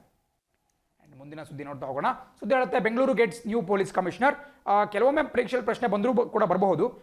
Specially police exams PC ಇರಬಹುದು, PSI ಇರಬಹುದು, ಇಂತಹ ಪರೀಕ್ಷೆಗಳಲ್ಲಿ ನಮ್ಮ ಬೆಂಗಳೂರು ಪೊಲೀಸ್ ಕಮಿಷನರ್, ನಮ್ಮ ರಾಜಧಾನಿಯ ಪೊಲೀಸ್ ಕಮಿಷನರ್ ಅಂತ ಹೇಳಿದ್ರೆ ಸಾಕಷ್ಟು ಒಂದು ಪವರ್ಫುಲ್ ಹುದ್ದೆ ಆಗಿರುತ್ತೆ. ಸೊ ಆ ಒಂದು ಹುದ್ದೆಯಲ್ಲಿ ಯಾವ ವ್ಯಕ್ತಿ ಈಗ ಇದ್ದಾರೆ ಅನ್ನೋದು ಬಹಳ ಪ್ರಮುಖವಾಗಿ ಗೊತ್ತಿರಬೇಕಾಗುತ್ತೆ. ನಿನ್ನೆ ಅಷ್ಟೇ ಇದುವರೆಗೂ ಕೂಡ ಬೆಂಗಳೂರು ಪೊಲೀಸ್ ಕಮಿಷನರ್ ಆಗಿದ್ದಂತಹ ಭಾಸ್ಕರ್ ರಾವ್ ಅವರನ್ನ ಟ್ರಾನ್ಸ್ಫರ್ ಮಾಡಿಬಿಟ್ಟು ಸರ್ಕಾರ ಆದೇಶ ಹೊರಡಿಸಿದೆ. ಸೊ ಅವರ ಸ್ಥಾನಕ್ಕೆ ಕಮಲ್ ಪಂತ್ ಅನ್ನುವಂತಹ ಹಿರಿಯ IPS ಅಧಿಕಾರಿ ನೇಮಕಗೊಂಡಿದ್ದಾರೆ. ಇವರು ಕೂಡ ಸೀನಿಯರ್ IPS ಆಫೀಸರ್. ಇವರು ಶಿವಮೊಗ್ಗ ನಗರದ SP ಕೂಡ ಆಗಿದ್ರು. ಸೊ ಹೀಗೆ ಬೇರೆ ಬೇರೆ ಒಂದು ಕರ್ತವ್ಯಗಳನ್ನು ನಿಭಾಯಿಸಿದ್ರು. ಆ್ಯಂಡ್ ಈಗ ಪ್ರಸಕ್ತವಾಗಿ ಈ ಇಂಟೆಲಿಜೆನ್ಸ್ ಏನಿದೆ ಗುಪ್ತಚರ ವಿಭಾಗದ ADGP ಆಗಿ ಕಾರ್ಯವನ್ನು ನಿರ್ವಹಣೆ ಮಾಡ್ತಿದ್ರು. ಸೊ ಅವರನ್ನ ನಮ್ಮ ಬೆಂಗಳೂರಿನ ಪೊಲೀಸ್ ಕಮಿಷನರ್ನಾಗಿ ನೇಮಕ ಮಾಡಿಬಿಟ್ಟು ಕರ್ನಾಟಕ ರಾಜ್ಯ ಸರ್ಕಾರ ಆದೇಶವನ್ನು ಹೊರಡಿಸಿದೆ. ಸೊ ಕಮಲ್ ಪಂತ್ ಬಹಳ ಪ್ರಮುಖವಾಗಿ ನಿಮಗೆ ಗೊತ್ತಿರಬೇಕಾಗುತ್ತೆ. ಆ್ಯಂಡ್ ಭಾಸ್ಕರ್ ರಾವ್ ಅವರನ್ನ ನಿಮಗೆ ಕಾಣಿಸ್ತಿರೋ ರೀತಿ ಇಂಟರ್ನಲ್ ಸೆಕ್ಯೂರಿಟಿ ಡಿವಿಷನ್ ಏನು ಆಂತರಿಕ ಭದ್ರತಾ ಒಂದು ವಿಭಾಗದ ADGP ಆಗಿ ನೇಮಕ ಮಾಡಿ ಆದೇಶವನ್ನು ಹೊರಡಿಸಲಾಗಿದೆ. ಇದು ಕೂಡ ಪರೀಕ್ಷಾ ದೃಷ್ಟಿಯಿಂದ ಬಹಳ ಪ್ರಮುಖವಾಗಿ ಗೊತ್ತಿರಬೇಕಾಗುತ್ತೆ. ಆ್ಯಂಡ್ ಇಷ್ಟನ್ನು ನೋಟ್ ಮಾಡ್ಕೊಳ್ತಾ ಮುಂದಿನ ಸುದ್ದಿ ಅಂತ ಗಮನ ಹರಿಸೋಣ. ಆ್ಯಂಡ್ ಈಗ ನಿಮಗೆ ಚಿತ್ರದಲ್ಲಿ ಕಾಣ್ತಾ ಇದ್ದಾರೆ, ನಿಮಗೆ ಬಲಭಾಗದಲ್ಲಿ ಕಾಣಿಸಿರ್ತಕ್ಕಂತಹದ್ದು Bhaskar Rao outgoing Bengaluru police commissioner. And ಈ ಭಾಗದಲ್ಲಿ ಕಮಲ್ ಪಂತ್ ಅವರು ಕಾಣಿಸ್ಕೊಳ್ತಾ ಇದ್ದಾರೆ. ತುಂಬ ಪವರ್ಫುಲ್ ಆದಂತಹ ಒಂದು ಪೊಸಿಷನ್. ಹಾಗೆ ನೋಡಿದ್ರೆ ನಮ್ಮ DG ಆ್ಯಂಡ್ IGP ಏನಿದೆ ಅಷ್ಟೇ ಒಂದು ರ್ಯಾಂಕಿಂಗ್ನಲ್ಲಿ ಅದರ ಒಂದು ಲೆವೆಲಿಗೆ ಬರ್ತಿದ್ರು ಕೂಡ ಅಷ್ಟೇ ಒಂದು ಪ್ರಾಮುಖ್ಯತೆಯನ್ನು ಹೊಂದಿರತಕ್ಕಂತಹ ಉನ್ನತ ಪೋಸ್ಟ್ ಅಂತಲೇ ಇದನ್ನು ಕರಿಬಹುದು. ಸೊ ಬಹಳ ಪ್ರಮುಖವಾಗಿ ನಿಮಗೆ ಗೊತ್ತಿರಬೇಕಾಗುತ್ತೆ. ಆ್ಯಂಡ್ ಮುಂದಿನ ಸುದ್ದಿ ನೋಡ್ತಾ ಹೋಗೋಣ. ಸುದ್ದಿ ಹೇಳುತ್ತೆ Modi government empowered Muslim women. ನೋಡಿ, ಇದು ಬೇಸಿಕಲಿ ಮೋದಿಯವರ ಸರ್ಕಾರದ ಒಬ್ಬ ಸಚಿವ ಸರ್ಕಾರದ ಕಾರ್ಯವನ್ನು ಹೊಗಳಿಕೊಂಡು ಬೆನ್ನು ತಟ್ಕೊಂಡಿರತಕ್ಕಂತಹದ್ದು ಒಂದು ರಾಜಕೀಯ ಸುದ್ದಿ. ಬಟ್ ಆದರೂ ಕೂಡ ನಾನು ಯಾಕೆ ಈ ಒಂದು ಆರ್ಟಿಕಲನ್ನು ಪಿಕ್ ಮಾಡಿದ್ದೀನಿ ಅಂತ ಹೇಳಿದ್ರೆ ಆಗಸ್ಟ್ 1ನೇ ತಾರೀಕು. ಸೊ ಇವತ್ತು ಆಗಸ್ಟ್ 1 ಯಾಕೆ ಫೇಮಸ್ ಅಪ್ಪ ಅಂತ ಹೇಳಿದ್ರೆ ಕಳೆದ ವರ್ಷ ಇದೇ ಸಂದರ್ಭದಲ್ಲಿ ನಮ್ಮ ಸಂಸತ್ತು, ನಮ್ಮ ಪಾರ್ಲಿಮೆಂಟ್ ಒಂದು ಪ್ರಮುಖವಾದಂತಹ ಬಿಲ್ಲನ್ನು ಪಾಸ್ ಮಾಡುತ್ತೆ, ಮಸೂದೆಯನ್ನು ಪಾಸ್ ಮಾಡಿ ಅದನ್ನು ಕಾಯ್ದೆಯನ್ನಾಗಿ ಮಾರ್ಪಾಡು ಮಾಡುತ್ತೆ. ಅದು ಯಾವ ಕಾಯ್ದೆಯಪ್ಪ ಅಂತ ಹೇಳಿದ್ರೆ ನಿಮಗೆ ಕಾಣಿಸ್ತಾ ಇದೆ, Muslim women protection of rights on marriage act 2019. ನೋಡಿ, ಇದನ್ನು ಕೇಳಿದ್ರೆ ಯಾರಿಗೂ ಕೂಡ ಅಷ್ಟೊಂದು ಈಸಿಯಾಗಿ ರಿಕಾಲ್ ಆಗಲ್ಲ. ಬಟ್ ಟ್ರಿಪಲ್ ತಲಾಕ್ ಬಿಲ್ ಅಂತ ಹೇಳಿದ್ರೆ ಪ್ರತಿಯೊಬ್ಬರು ಕೂಡ ತಿಳ್ಕೊಳ್ತೀರಾ. ಬಿಕಾಸ್ ಕಳೆದ ವರ್ಷ ಭಾರಿ ವಿವಾದವನ್ನು ಸೃಷ್ಟಿ ಮಾಡಿತ್ತು. ದೇಶಾದ್ಯಂತ ಇದರ ಪರ ಮತ್ತು ವಿರೋಧವಾದಂತಹ ಚರ್ಚೆಗಳು ನಡೀತಾ ಇದ್ವು. ಸೊ ಕೊಟ್ಟ ಕಡೆಯದಾಗೂ ಕೂಡ 2ನೇ ಅಟೆಂಪ್ಟ್ 2017ರಲ್ಲೂ ಕೂಡ ಈ ಒಂದು ಬಿಲ್ಲನ್ನು ಪಾಸ್ ಮಾಡಲಿಕ್ಕೆ ನರೇಂದ್ರ ಮೋದಿಯವರ ಸರ್ಕಾರ ಪ್ರಯತ್ನವನ್ನು ಪಟ್ಟಿತ್ತು. ಬಟ್ ಅದು ಸಾಧ್ಯವಾಗಿರಲಿಲ್ಲ. ಬಿಕಾಸ್ ಆ ಸಂದರ್ಭದಲ್ಲಿ ರಾಜ್ಯಸಭೆಯಲ್ಲಿ ಅವರಿಗೆ ಬಹುಮತ ಇರಲಿಲ್ಲ. ಬಟ್ ಆದರೂ ಕೂಡ 2019 ಆಗಸ್ಟ್ನಲ್ಲಿ ಈ Muslim women protection of rights on marriage act 2019 ಅನ್ನುವಂತಹ ಒಂದು ಕಾಯ್ದೆಯನ್ನು ಅವರು ಜಾರಿಗೆ ತಂದರು. ಇದು ಬಹಳ ಪ್ರಮುಖವಾಗಿ ಗೊತ್ತಿರಬೇಕಾಗುತ್ತೆ. ನಾವೇನು ಆಡು ಭಾಷೆಯಲ್ಲಿ ಟ್ರಿಪಲ್ ತಲಾಕ್ ಬಿಲ್ ಅಂತ ಕರಿತೀವಿ, ಅದನ್ನ Muslim women protection of rights on marriage act 2019 ಅಂತ ಕರಿಬಹುದು. ಸೊ ಅದರ ಹೆಸರೇ ಹೇಳುವಂತೆ ಮುಸಲ್ಮಾನ ಮಹಿಳೆಯರ ಏನು ಮದುವೆ ಆದಮೇಲೆ ಹಕ್ಕಿರುತ್ತೆ, ಏನು protection of rights on marriage, ಮದುವೆ ಆದಮೇಲೆ ಅವರ ಹಕ್ಕುಗಳನ್ನು ಸಂರಕ್ಷಣೆ ಮಾಡುವುದು ಈ ಒಂದು ಕಾಯ್ದೆಯ ಉದ್ದೇಶ ಅಂತ ಹೇಳಿ ಈ ಕಾಯ್ದೆಯ ಹೆಸರೇ ತೋರಿಸುತ್ತೆ. ಸೊ ಈ ಸಂದರ್ಭದಲ್ಲಿ ನಾವು ಈ ಟ್ರಿಪಲ್ ತಲಾಕ್ ಅಂದ್ರೆ ಏನು, ಯಾಕೆ ಈ ಒಂದು ಕಾಯ್ದೆಯನ್ನು ಜಾರಿಗೆ ತರುವುದು ಬಹಳ ಇಂಪಾರ್ಟೆಂಟ್ ಆಯಿತು ಅಂತ ನಾವು ಡಿಸ್ಕಸ್ ಮಾಡ್ತಾ ಹೋಗೋಣ. ನಿಮಗೆ PSI ಪರೀಕ್ಷೆಯಿಂದ ಹಿಡಿದ್ಬಿಟ್ಟು KS ವರೆಗೂ ಕೂಡ ನಿಮಗೆ ಇದರ ಬಗ್ಗೆ ಎಸ್ಸೆಯನ್ನು ಕೊಡಬಹುದು, ಪ್ರಬಂಧ ಲೇಖನವನ್ನು ಕೂಡ ಕೊಡಬಹುದು, ಯಾವುದೇ ಎಕ್ಸಾಂಪಲ್ ಕೂಡ ಕೊಡಬಹುದು. ನೀವು ಈ ಮಹಿಳಾ ಹಕ್ಕುಗಳು, ಮಹಿಳೆಯರ ಸಬಲೀಕರಣ ಮುಂತಾದಂತಹ ಪ್ರಶ್ನೆಗಳು ಬಂದರೂ ಕೂಡ ಈ ಒಂದು ಪಾಯಿಂಟ್ಸನ್ನು ಇನ್ಕ್ಲೂಡ್ ಮಾಡ್ಕೊಳ್ಬೇಕಾಗುತ್ತೆ. ಆ್ಯಂಡ್ ಇನ್ನಿತರ ಎಲ್ಲ ಎಕ್ಸಾಮ್ಗಳಲ್ಲೂ ಕೂಡ ಈ ಕುರಿತು ಸಿಂಪಲ್ ಆಗಿ 1 ಮಾರ್ಕ್ ಕ್ವಶನ್ ಅರೈಸ್ ಆಗಬಹುದು. ಸೊ ನೋಡಿ, ಇದ್ರ ಬಗ್ಗೆ ಸ್ವಲ್ಪ ತಿಳ್ಕೊಳ್ತಾ ಹೋಗೋದಾದ್ರೆ ಬೇಸಿಕಲಿ ಟ್ರಿಪಲ್ ತಲಾಕ್ ಅಂತಕ್ಕಂತಹದ್ದು ನೋಡಿ, ಬೇರೆ ಬೇರೆ ಧರ್ಮಗಳಿಗೆ ಬೇರೆ ಬೇರೆ ವೈಯಕ್ತಿಕ ಕಾನೂನು ಇರುತ್ತೆ. ಅದು ಮುಸಲ್ಮಾನರಲ್ಲಿ ಬೇರೆ ಟೈಪ್ ಇರಬಹುದು, ಹಿಂದೂಗಳಲ್ಲಿ ಬೇರೆ ಟೈಪ್ ಇರಬಹುದು, ಕ್ರಿಶ್ಚಿಯನ್ನರಲ್ಲಿ ಬೇರೆ ಟೈಪ್ ಇರಬಹುದು. ಸೊ ಮುಸಲ್ಮಾನರ ವೈಯಕ್ತಿಕ ಕಾನೂನಿನ ಪ್ರಕಾರ ಒಬ್ಬ ವ್ಯಕ್ತಿ ತನ್ನ ಪತ್ನಿಗೆ ಡೈವರ್ಸನ್ನು ನೀಡುವಂತಹ ಪ್ರೊಸೀಜರ್ನ ಟ್ರಿಪಲ್ ತಲಾಕ್ ಅಂತ ಕರೆಯಲಾಗುತ್ತೆ. ಟ್ರಿಪಲ್ ಅಂತ ಹೇಳಿದ್ರೆ ಅದೇನು ಕುರಾನ್ನಲ್ಲಿ ಬರೆದಿರತಕ್ಕಂತಹ ಟ್ರಿಪಲ್ ಅಂತ ಏನು ಬರೆದಿಲ್ಲ, ಅದು 3 ಬಾರಿ ತಲಾಕ್ ತಲಾಕ್ ತಲಾಕ್ ಅಂತ ಹೇಳುವ ಕಾರಣದಿಂದ ಅದನ್ನ ಟ್ರಿಪಲ್ ತಲಾಕ್ ಅಥವಾ ಕನ್ನಡದಲ್ಲಿ ತ್ರಿವಳಿ ತಲಾಕ್ ಅಂತ ಕರೆಯಲಾಗುತ್ತೆ. ಸೊ ಬಟ್ ಏನಾಗ್ತಿತ್ತಪ್ಪ ಅಂತ ಹೇಳಿದ್ರೆ ಇದನ್ನ ಬಹಳ ಮಿಸ್ಯೂಸ್ ಮಾಡ್ಕೊಳ್ಳಲಾಗ್ತಿತ್ತು. ಬಹಳಷ್ಟು ಜನ ಪುರುಷರು ತಮ್ಮ ಪತ್ನಿಗೆ ಡೈವೋರ್ಸನ್ನು ಕೊಡಬೇಕು, ವಿಚ್ಛೇದನವನ್ನು ಕೊಡಬೇಕು ಅಂತ ಹೇಳಿದ್ರೆ ಎಷ್ಟೋ ಬಾರಿ ವಾಟ್ಸಪ್ನಲ್ಲಿ ಎಲ್ಲೋ ಅರಬ್ ಕಂಟ್ರೀಸ್ನಲ್ಲಿ ಕೆಲಸದಲ್ಲಿದ್ದಂತಹ ಗಂಡ ವಾಟ್ಸಪ್ನಲ್ಲಿ ಆತನ ಪತ್ನಿಗೆ ತಲಾಕ್ ತಲಾಕ್ ತಲಾಕ್ ಅಂತ ಮೆಸೇಜ್ ಮಾಡಿ ವಿಚ್ಛೇದನವನ್ನು ಪಡ್ಕೊಂಡ. ಇನ್ನು ಎಷ್ಟೋ ಜನ ಫೋನ್ನಲ್ಲಿ ತಲಾಕನ್ನು ಮಾಡ್ಕೊಂಡ್ರು. ಇನ್ನೆಷ್ಟೋ ಜನ ಪೋಸ್ಟ್ ಲೆಟರಲ್ಲಿ ತಲಾಕ್ ತಲಾಕ್ ತಲಾಕ್ ಅಂತ ಬಂದ್ಬಿಟ್ಟು ಇದು ಮಾಡ್ಕೊಂಡ್ರು. ಸೊ ಹಾಗಾಗಿ ಮುಸಲ್ಮಾನ ಮಹಿಳೆಯರ ಹಕ್ಕುಗಳಿಗೆ ಸಾಕಷ್ಟು ತೊಂದರೆ ಉಂಟಾಗ್ತಿತ್ತು, ಚ್ಯುತಿ ಬರ್ತಾ ಇತ್ತು. ಸೊ ಅದನ್ನು ಹೇಗಾದರೂ ಮಾಡಿ ತಡೆಗಟ್ಟಬೇಕು ಅನ್ನೋದು ನಮ್ಮ ಕೇಂದ್ರ ಸರ್ಕಾರದ ಉದ್ದೇಶ ಆಗಿದ್ದು. ಬಟ್ ಇದಕ್ಕೆ ಸಾಕಷ್ಟು ಜನ ಧಾರ್ಮಿಕ ಮೂಲಭೂತವಾದಿಗಳು ವಿರೋಧವನ್ನು ಕೂಡ ವ್ಯಕ್ತಪಡಿಸಿದ್ರು.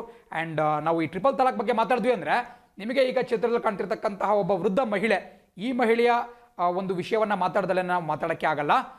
ಸೊ ಇವ್ರ ಹೆಸರು ಶಾ ಬಾನೋ ಅಂತ ಹೇಳಿ. ನಿಮಗೆ ಹಿಂದಿನ ಆರ್ಟಿಕಲ್ನಲ್ಲೇ ಇವರ ಒಂದು ಹೆಸರನ್ನು ಕೂಡ ನಾನು ಇನ್ಕ್ಲೂಡ್ ಮಾಡಿದ್ದೆ. ಸೊ ಈ ಬಗ್ಗೆ ನೋಡ್ತಾ ಇರ್ಬೋದು ನೀವು. ಟಾಪಲ್ಲಿ ನಿಮಗೆ ಶಹಬಾನೋ ಕೇಸ್ ಅಂತ ಒಂದು ಕೇಸ್ ಬಗ್ಗೆ ಕೂಡ ಕಾಣಿಸ್ತಾ ಇದೆ ನೋಡಿ. ನಮ್ಮ ಇಡೀ ದೇಶದಲ್ಲಿ ಈ ತ್ರಿವಳಿ ತಲಾಖನ್ನ ಬ್ಯಾನ್ ಮಾಡಬೇಕು ಅನ್ನುವಂತಹ ಒಂದು ದೃಷ್ಟಿಯಿಂದ ಮೊದಲ ಬಾರಿಗೆ ಒಂದು ಅಲೆಯನ್ನು ಎಬ್ಬಿಸಿದ್ದು ಇದೇ ವೃದ್ಧ ಮಹಿಳೆ ಶಹಬಾನೋ. ಇವರು 1978ನೇ ಇಸ್ವಿ, ಬೇಸಿಕಲಿ ಇವರೊಬ್ಬ ಸಾಮಾನ್ಯ ಮಹಿಳೆ, ಒಬ್ಬ ಮುಸಲ್ಮಾನ ಮಹಿಳೆ. ಬಟ್ 1978ನೇ ಇಸ್ವಿಯಲ್ಲಿ ಮಧ್ಯಪ್ರದೇಶದ ಇಂದೋರ್ನಲ್ಲಿ ಅವರು ವಾಸವಾಗಿರ್ತಾರೆ. ಆ ಸಂದರ್ಭದಲ್ಲಿ ಅವರ ಪತಿ ಅವರಿಗೆ ಏಕಪಕ್ಷೀಯವಾಗಿ ತಲಾಖನ್ನು ಕೊಟ್ಬಿಡ್ತಾರೆ, ಅಂದರೆ ವಿಚ್ಛೇದನವನ್ನು ಕೊಟ್ಬಿಡ್ತಾರೆ, 3 ಸರಿ ತಲಾಖ್ ಅಂತ ಹೇಳಿ. ಬಟ್ ಅವರಿಗೆ ಜೀವನಾಂಶವನ್ನು ಯಾವುದೂ ಕೊಡಲ್ಲ. ನಿಮಗೆ ಗೊತ್ತಿರಬಹುದು, ಅಲಿಮೋನಿ ಅಂತ ಕರಿತೀವಿ, ನೋಟ್ ಡೌನ್ ಮಾಡ್ಕೊಳ್ಳಿ, ಇವೆಲ್ಲ ಟೆಕ್ನಿಕಲ್ ಟರ್ಮ್ಸ್, ಲೀಗಲ್ ಟರ್ಮ್ಸ್ ಆಗಿರುತ್ತೆ. ಅಲಿಮೋನಿ ಅಂತ ಹೇಳಿದ್ರೆ ವಿಚ್ಛೇದನವಾದ ಬಳಿಕ ಆತರ ಒಬ್ಬ ಮಹಿಳೆಯ ಪತಿ ತನ್ನ ವಿಚ್ಛೇದಿತ ಪತ್ನಿಗೆ ನೀಡತಕ್ಕಂತಹ ಜೀವನಾಂಶ, ಒಂದಷ್ಟು ಹಣಕಾಸಿನ ನೆರವನ್ನ, ಅದನ್ನು ಅಲಿಮೋನಿ ಅಂತ ಕರೆಯಲಾಗುತ್ತೆ. ಇದನ್ನ ಕೋರ್ಟ್ಗಳು ತೀರ್ಮಾನ ಮಾಡ್ತವೆ. ಬಟ್ ಅವಳಿಗೆ ಯಾವುದೇ ಅಲಿಮೋನಿ ಇಲ್ಲದೇ ಶಹಬಾನೋ ಅವರಿಗೆ ವಿಚ್ಛೇದನವನ್ನು ಕೊಡಲಾಗಿತ್ತು. ಆ್ಯಂಡ್ ಈಕೆ ಬಹಳ ಧೀರ ಮಹಿಳೆ. ಇವರು ಸುಪ್ರೀಂ ಕೋರ್ಟ್ನ ಮೆಟಲನ್ನು ಕೂಡ ಹೇಳಿದ್ರು. ಆ್ಯಂಡ್ 1985ನೇ ಇಸ್ವಿಯಲ್ಲಿ ಒಂದು ಮೈಲಿಗಲ್ಲು ತೀರ್ಪಾದಂತಹ ಶಹಬಾನೋ ಕೇಸ್ ವರ್ಡಿಕ್ಟನ್ನ ಸುಪ್ರೀಂ ಕೋರ್ಟ್ ಕೊಡುತ್ತೆ. 1985 ಒಂದು ಇಯರ್ ಕೂಡ ಬಹಳ ಪ್ರಮುಖವಾಗಿ ಗೊತ್ತಿರಬೇಕಾಗುತ್ತೆ. ಆ್ಯಂಡ್ ಇದರ ಪ್ರಕಾರ ಆಕೆಗೆ ಈ ಅಲಿಮೋನಿ ಅಥವಾ ಜೀವನಾಂಶವನ್ನು ಆಕೆಯ ಪತಿ ಕೊಡಬೇಕು ಅಂತ ಹೇಳಿ ತೀರ್ಮಾನವನ್ನು ಮಾಡಲಾಗುತ್ತೆ. ಬಟ್ ಇದು ಸಾಕಷ್ಟು ವಿರೋಧವನ್ನು ಕೂಡ ವ್ಯಕ್ತವಾಗುತ್ತೆ. ಆ್ಯಂಡ್ ಆ ಸಂದರ್ಭದಲ್ಲಿ ಧಾರ್ಮಿಕ ಮೂಲಭೂತವಾದಗಳ ಒಂದು ಒತ್ತಡಕ್ಕೆ ಮಣಿದಂತಹ ಕೇಂದ್ರ ಸರ್ಕಾರ, ರಾಜೀವ್ ಗಾಂಧಿ ಅವರು PM ಆಗಿದ್ರು. ಸೊ ಕೇಂದ್ರ ಸರ್ಕಾರ ಏನು ಮಾಡ್ತಪ್ಪ ಅಂತ ಹೇಳಿದ್ರೆ 1986ನೇ ಇಸ್ವಿಲಿ ಇಂತಹದ್ದೇ ಒಂದು ಕಾಯ್ದೆಯನ್ನು ಜಾರಿಗೆ ತರುತ್ತೆ. ಬಟ್ ಅದರ ಹೆಸರು Muslim women protection of rights on divorce. ಇಲ್ಲೇನು ಮ್ಯಾರೇಜ್ ಅಂತ ಇದೆ, ಅದನ್ನು ಡೈವೋರ್ಸ್ ಅಂತ ಮಾಡಲಾಗಿದ್ದು. ಸೊ ವಿಚ್ಛೇದನ ಆದ ಬಳಿಕ ಅವರ ಜೀವನಾಂಶದ ಬಗ್ಗೆ ಅಂತೇಳಿ ಸೊ ಅವ್ರು ಏನು ಮಾಡ್ತಾರಪ್ಪ ಅಂತ ಹೇಳಿದ್ರೆ, ಆಕೆಗೆ ಕೇವಲ 90 ದಿನಗಳ ಕಾಲ ಮಾತ್ರ ಜೀವನಾಂಶ ಕೊಡಬೇಕು.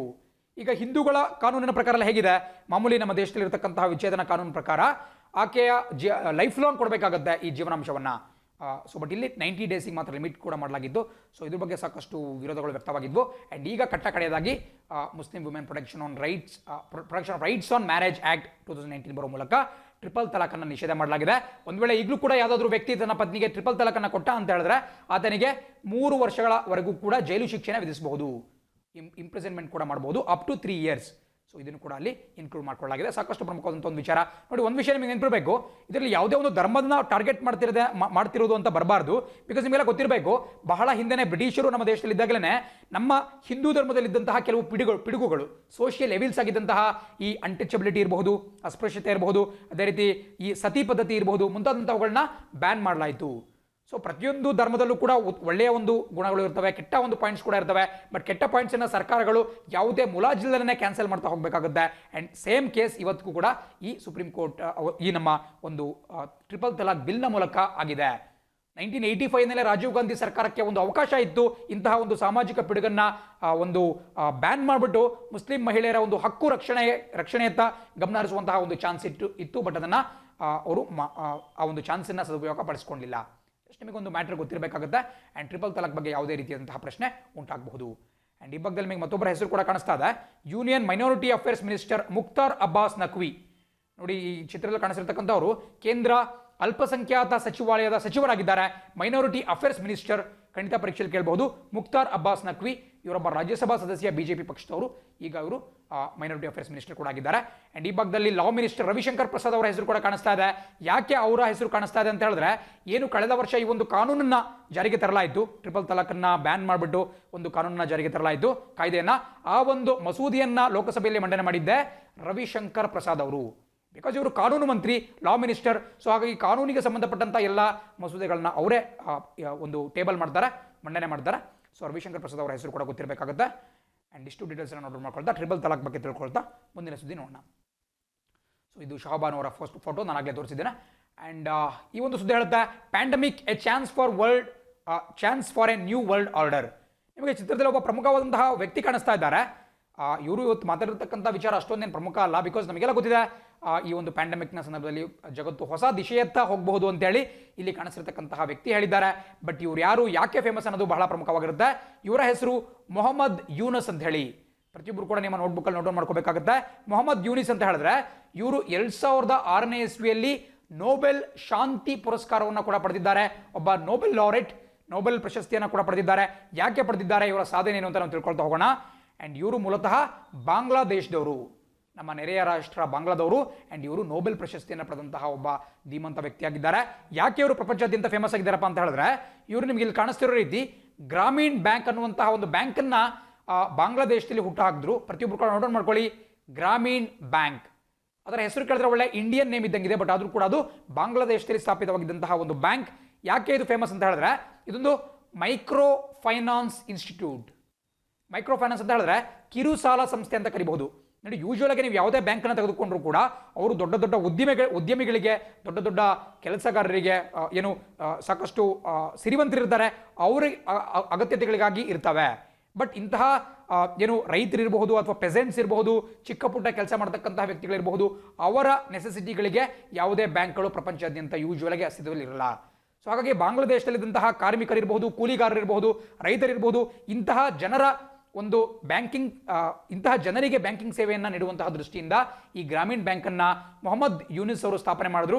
ಇವರು ಮೂಲತಃ ಒಬ್ಬ ಆರ್ಥಿಕ ತಜ್ಞ ಮತ್ತು ಒಬ್ಬ ಬ್ಯಾಂಕರ್ ಕೂಡ ಆಗಿದ್ದಾರೆ, ಒಬ್ಬ ಸಾಮಾಜಿಕ ಹೋರಾಟಗಾರ ಕೂಡ ಆಗಿದ್ದಾರೆ. ಸೊ ಗ್ರಾಮೀಣ್ ಬ್ಯಾಂಕನ್ನು ಈ ಒಂದು ಉದ್ದೇಶವನ್ನು ಇಟ್ಕೊಂಡು ಜಾರಿಗೆ ತರಲಾಯಿತು.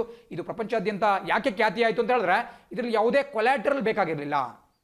ನೋಡಿ, ಯೂಶುವಲ್ ಆಗಿ ನೀವು ಎಷ್ಟೇ ಚಿಕ್ಕ ಮೊತ್ತದ ಸಾಲವನ್ನು ಪಡಿಬೇಕು ಅಂದರೂ ಕೂಡ ಬ್ಯಾಂಕ್ಗಳು ನಿಮ್ಮಿಂದ ಒಂದು ಅಡವನ್ನು ಕೇಳ್ತಾರೆ, ಒಂದು ಗ್ಯಾರಂಟಿನ ಕೇಳ್ತಾರೆ. ನೀವು ನಿಮ್ಮ ಬಳಿ ಇರತಕ್ಕಂತಹ ಸೈಟನ್ನು ಅಥವಾ ನಿಮ್ಮ ಬಳಿ ಇರತಕ್ಕಂಥ ವಾಹನವನ್ನು, ಮನೆಯನ್ನು ಅಡವಿಟ್ಬಿಟ್ರೆ ಸಾಲವನ್ನು ಕೊಡ್ತಾರೆ. ಕೊಲ್ಯಾಟ್ರಲ್ ಇಡಬೇಕಾಗುತ್ತೆ, ಒಂದು ಗ್ಯಾರಂಟಿಯನ್ನು ಕೊಡಬೇಕಾಗುತ್ತೆ, ಅಥವಾ ಖಾತ್ರಿ ಅಂತ ಕರಿಬಹುದು. ಬಟ್ ಈ ಗ್ರಾಮೀಣ್ ಬ್ಯಾಂಕ್ ಹೆಂಗಪ್ಪ ಅಂದ್ರೆ ವಿತೌಟ್ ಎನಿ ಕೊಲ್ಯಾಟ್ರಲ್, ಯಾವುದೇ ಒಂದು ಗ್ಯಾರಂಟಿ ಅಥವಾ ಈ ಒಂದು ಹಣವನ್ನು ಇಡಿಸ್ಕೊಳ್ಳೋದ್ರಲ್ಲಿ ಅವರಿಗೆ ಸ್ವಲ್ಪ ಮಟ್ಟಿನ ಹಣ ಸಹಾಯನ ಮಾಡ್ತಿದ್ದು, ಇದರಿಂದ ಅವರು ಒಂದು ಆರ್ಥಿಕ ಸ್ಥಿತಿವಂತರಾಗುವಂತಹ ಒಂದು ಸನ್ನಿವೇಶ ಮೂಡಿಬರ್ತಾ ಇತ್ತು. ಸೊ ಹಾಗಾಗಿ ಗ್ರಾಮೀಣ ಬ್ಯಾಂಕ್ ಪ್ರಪಂಚಾದ್ಯಂತ ಫೇಮಸ್ ಆಗಿದೆ. ಆ್ಯಂಡ್ ಈ ಒಂದು ರಂಗದಲ್ಲಿ ಅವರ ಸಾಧನೆಯನ್ನು ಗುರುತಿಸ್ಬಿಟ್ಟು 2006ನೇ ಇಸ್ವಿಯಲ್ಲಿ ಇವರಿಗೆ ನೊಬೆಲ್ ಪ್ರಶಸ್ತಿಯನ್ನು ಕೊಡಲಾಯಿತು. ಆ್ಯಂಡ್ 2003ಯಲ್ಲಿ ಗಾಂಧಿ ಪೀಸ್ ಪ್ರೈಸನ್ನು ಕೂಡ ಇವರಿಗೆ ಕೊಡಲಾಯಿತು. ಗಾಂಧಿ ಶಾಂತಿ ಪ್ರಶಸ್ತಿ ನಮ್ಮ ಭಾರತೀಯ ಸರ್ಕಾರ ಕೊಡ್ತಕ್ಕಂತಹದ್ದು ಈ ಗಾಂಧಿ ಶಾಂತಿ ಪುರಸ್ಕಾರ. ಇದನ್ನು ಕೂಡ ಇವರು 2003ನೇ ಇಸ್ವಿಯಲ್ಲಿ ಪಡೆದಿದ್ದಾರೆ. ಸೊ ಹೀಗೆ ಸಾಕಷ್ಟು ಪ್ರಶಸ್ತಿಗಳನ್ನು ಅವರು ಪಡೆದಿದ್ದಾರೆ. ಈವನ್ ರೋಮನ್ ಮ್ಯಾಗ್ಸೆಸೆ ಅವಾರ್ಡ್ ಕೂಡ ಅವರಿಗೆ ಬಂದಿದೆ. ಸೊ ಹಾಗಾಗಿ ಮೊಹಮ್ಮದ್ ಯೂನುಸ್ ಮತ್ತು ಅವರು ಮಾಡಿರ್ತಕ್ಕಂತಹ ಕೆಲಸಗಳು ನಿಮಗೆ ಗೊತ್ತಿರಬೇಕಾಗುತ್ತೆ. ಈ ರೀತಿ ಪ್ರಮುಖವಾದಂತಹ ಪ್ರಶ್ನೆಗಳು ನಿಮ್ಮ ಸ್ಕ್ರೀನ್ ಮೇಲೆ ಕಾಣಿಸ್ತಾ ಇದ್ದಾವೆ. ಮೊದಲನೇ ಪ್ರಶ್ನೆ ಹೇಳುತ್ತೆ, ಇತ್ತೀಚೆಗೆ ಸುದ್ದಿಯಲ್ಲಿರುವ ಅಂಬಾಲಾ ವಾಯುನೆಲೆಯು ಯಾವ ದೇಶದಲ್ಲಿದೆ? ನಾವು ಇತ್ತೀಚೆಗಷ್ಟೇ ಡಿಸ್ಕಸ್ ಮಾಡಿದ್ವಿ ಯಾಕೆ ಅಂಬಾಲಾ ವಾಯುನೆಲೆ ಫೇಮಸ್ ಆಗಿದೆಯಪ್ಪ ಅಂತ ಹೇಳಿದ್ರೆ, ಏನು ನಮ್ಮ ದೇಶಕ್ಕೆ ಮೊದಲ 5 ಔಟ್ ಆಫ್ 36 ಏನು ಮೊದಲ 5 ರಫೇಲ್ ಯುದ್ಧ ವಿಮಾನಗಳು ನಮ್ಮ ದೇಶವನ್ನು ಪ್ರವೇಶಿಸ್ತಾ ಇದ್ದಾವೆ, ಅವುಗಳನ್ನು ಈ ಅಂಬಾಲಾ ವಾಯುನೆಲೆಯಲ್ಲಿ ಇರಿಸಲಾಗುತ್ತೆ. ಇದು ಬಹಳ ಪ್ರಮುಖವಾಗಿರ್ತಕ್ಕಂಥದ್ದು. ನಾನು ಹಿಂದೆ ಹೇಳಿದ್ದೇನೆ, ಅಂಬಾಲಾ ವಾಯುನೆಲೆ ಆಪ್ಷನ್ ಬಿ ಹರಿಯಾಣ ರಾಜ್ಯದಲ್ಲಿ ಬರುತ್ತೆ. ಹರಿಯಾಣ ಮತ್ತು ಪಂಜಾಬ್ ಬಾರ್ಡರ್ ಬರುತ್ತೆ, ಬಟ್ ಅಂಬಾಲಾ ಇರತಕ್ಕಂತಹದ್ದು ಹರಿಯಾಣದಲ್ಲಿ. ಆ್ಯಂಡ್ ಈ ಒಂದು ಅಂಬಾಲಾ ವಾಯುನೆಲೆ ಏನಿದೆ ಇದು ವೆಸ್ಟರ್ನ್ ಏರ್ ಕಮಾಂಡ್. ನಾನು ಅವತ್ತು ಒಂದು ನಿಮಗೆ ಮ್ಯಾಪ್ ತೋರಿಸಿದ್ದೆ, ನಮ್ಮ ದೇಶದಲ್ಲಿ ಬರ್ತಕ್ಕಂತಹ ಬೇರೆ ಬೇರೆ ವಾಯುಪಡೆಯ ಕಮಾಂಡ್ಗಳು. ಸೊ ಅದರಲ್ಲಿ ಈ ವೆಸ್ಟರ್ನ್ ಏರ್ ಕಮಾಂಡ್, ಪಶ್ಚಿಮ ಏರ್ ಕಮಾಂಡ್ ಏನಿದೆ ಅದರ ಅಡಿಯಲ್ಲಿ ಈ ಅಂಬಾಲಾ ವಾಯುನೆಲೆ ಬರುತ್ತೆ. ಈ ವೆಸ್ಟರ್ನ್ ಏರ್ ಫೋರ್ಸ್ ಕಮಾಂಡ್ನ ಒಂದು ಹೆಡ್ ಕ್ವಾರ್ಟರ್ಸ್ ಬಂದ್ಬಿಟ್ಟು ನವದೆಹಲಿಯಲ್ಲಿ ಕಾಣಿಸ್ಕೊಳ್ಳುತ್ತೆ. ಸೊ ಇದು ಪ್ರಮುಖವಾಗಿ ನಿಮಗೆ ಗೊತ್ತಿರಬೇಕಂತ ಒಂದು ವಿಚಾರ. ಆ್ಯಂಡ್ ಅಂಬಾಲಾ ವಾಯುನೆಲೆ ಇರತಕ್ಕಂತಹ ಈ ಒಂದು ಸ್ಕ್ವಾಡ್ರನ್ನ ನಂಬರ್ 17 ಗೋಲ್ಡನ್ ಆರೋಸ್ ಅಂತ ಕರಿತೀವಿ. ಇದ್ರ ಬಗ್ಗೆ ಕೂಡ ನಾನು ಹಿಂದಿನ ಕ್ಲಾಸಲ್ಲಿ ಡಿಸ್ಕಸ್ ಮಾಡಿದ್ದೇನೆ. ರಫೇಲ್ ಯುದ್ಧ ವಿಮಾನಗಳು ಬಂದ್ಬಿಟ್ಟು ಈ ನಂಬರ್ 17 ಗೋಲ್ಡನ್ ಆರೋಸ್ ಅನ್ನುವಂತಹ ಒಂದು ಸ್ಕ್ವಾಡ್ರನ್ ಅನ್ನು ಜಾಯ್ನ್ ಆಗ್ತವೆ. ಸ್ಕ್ವಾಡ್ರನ್ ಅಂದ್ರೆ ಬೇರೇನೂ ಅಲ್ಲ, ಈ ಯುದ್ಧ ವಿಮಾನಗಳ ಒಂದು ತಂಡ, ಒಂದು ಗುಂಪನ್ನು ನಾವು ಸ್ಕ್ವಾಡ್ರನ್ ಅಂತ ಕರಿತೀವಿ. ನಮ್ಮ ದೇಶದಲ್ಲಿ 42 ಸ್ಕ್ವಾಡ್ರನ್ ಇರಬೇಕಾಗಿದೆ, ಬಟ್ ಪ್ರಸಕ್ತವಾಗಿರ್ತಕ್ಕಂತಹದ್ದು ಕೇವಲ 30 ಸ್ಕ್ವಾಡ್ರನ್. ಸೊ ಹಾಗಾಗಿ ನಮ್ಮ ಭಾರತೀಯ ವಾಯುಪಡೆ, ಇಂಡಿಯನ್ ಏರ್ಫೋರ್ಸ್ ಸಾಕಷ್ಟು ವೇಗವಾಗಿ ಈ ಹೊಸ ಯುದ್ಧ ವಿಮಾನಗಳ ಖರೀದಿಯಲ್ಲಿ ತೊಡ್ಕೊಂಡಿದೆ. ಎಷ್ಟು ಡೀಟೇಲ್ಸ್ ಗೊತ್ತಿರಬೇಕಾಗುತ್ತೆ. ಆ್ಯಂಡ್ ಹರಿಯಾಣ ಬಗ್ಗೆ ಡೀಟೇಲ್ಸ್ ಕೊಟ್ಟಿದ್ದಾರೆ. ಹರಿಯಾಣದ ರಾಜಧಾನಿ ಚಂಡೀಗಢ, ಅಲ್ಲಿನ CM ಮನೋಹರ್ ಲಾಲ್ ಖಟ್ಟರ್ ಮತ್ತು ಅಲ್ಲಿನ ಗವರ್ನರ್ ಸತ್ಯದೇವ್ ನಾರಾಯಣ್ ಆರ್ಯ.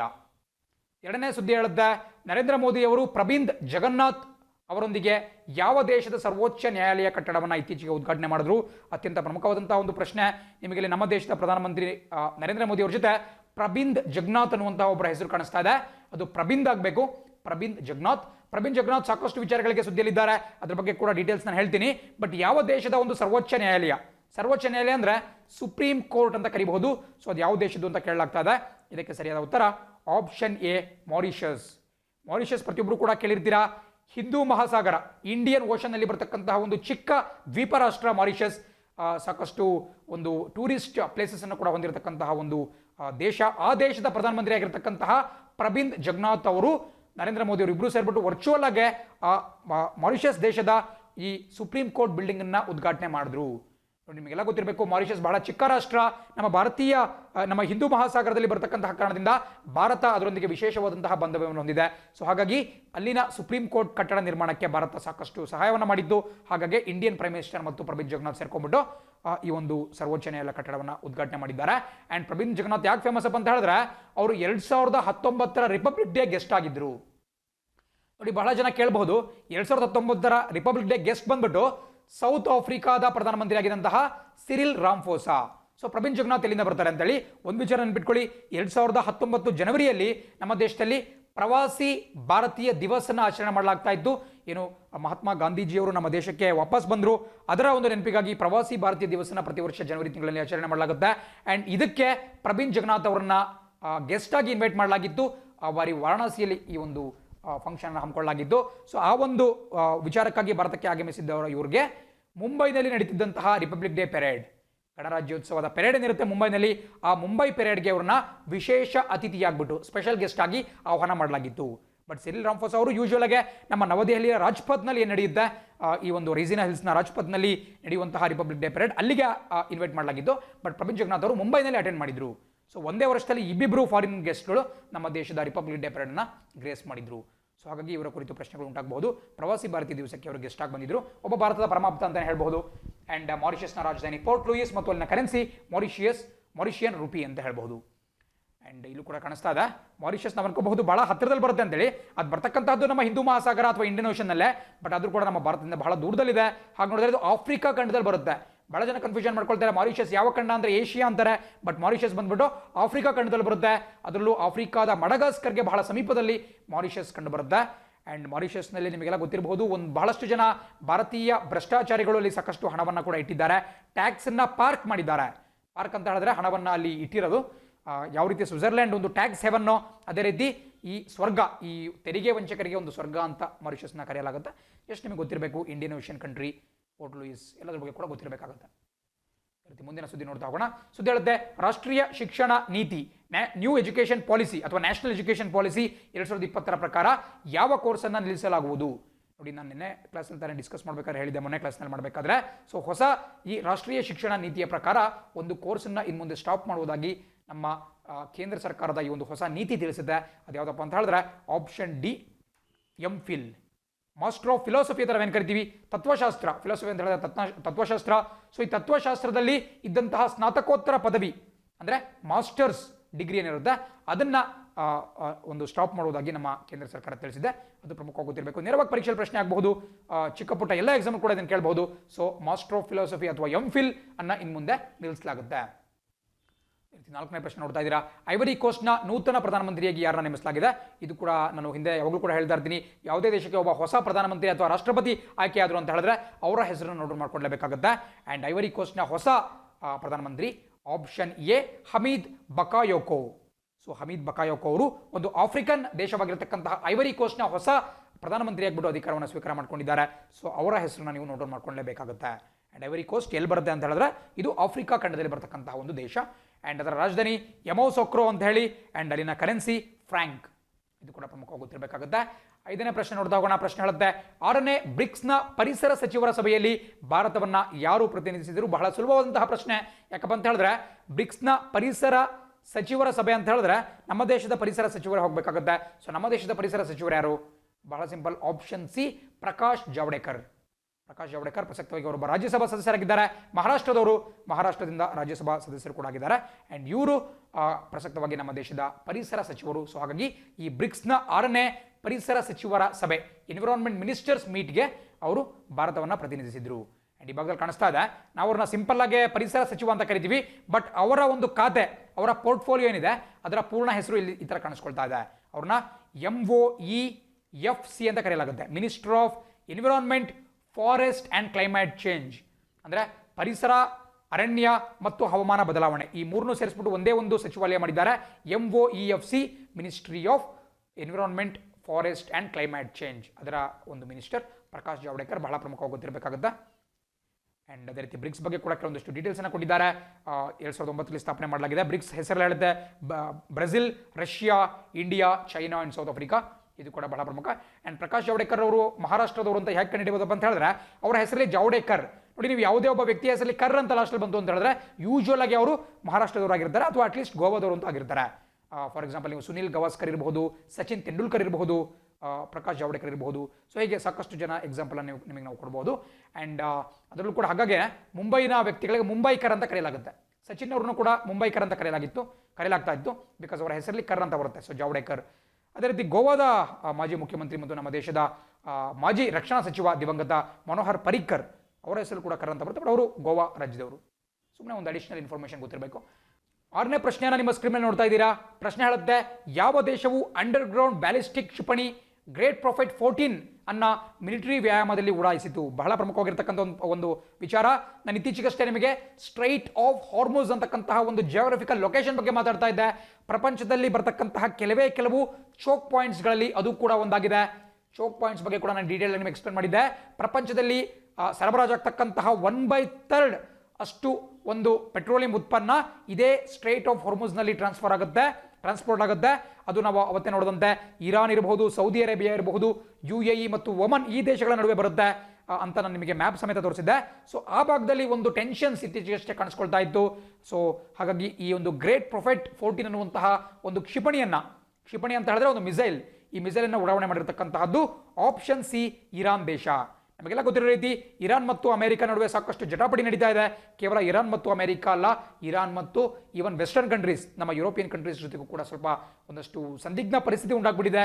ಸೊ ಇದೇ ಸಂದರ್ಭದಲ್ಲಿ ಅವನ್ನ ಕೆರಳಿಸುವಂತಹ ಒಂದು ಕೆಲಸಕ್ಕೆ ಇರಾನ್ ಕೈ ಹಾಕಿದೆ.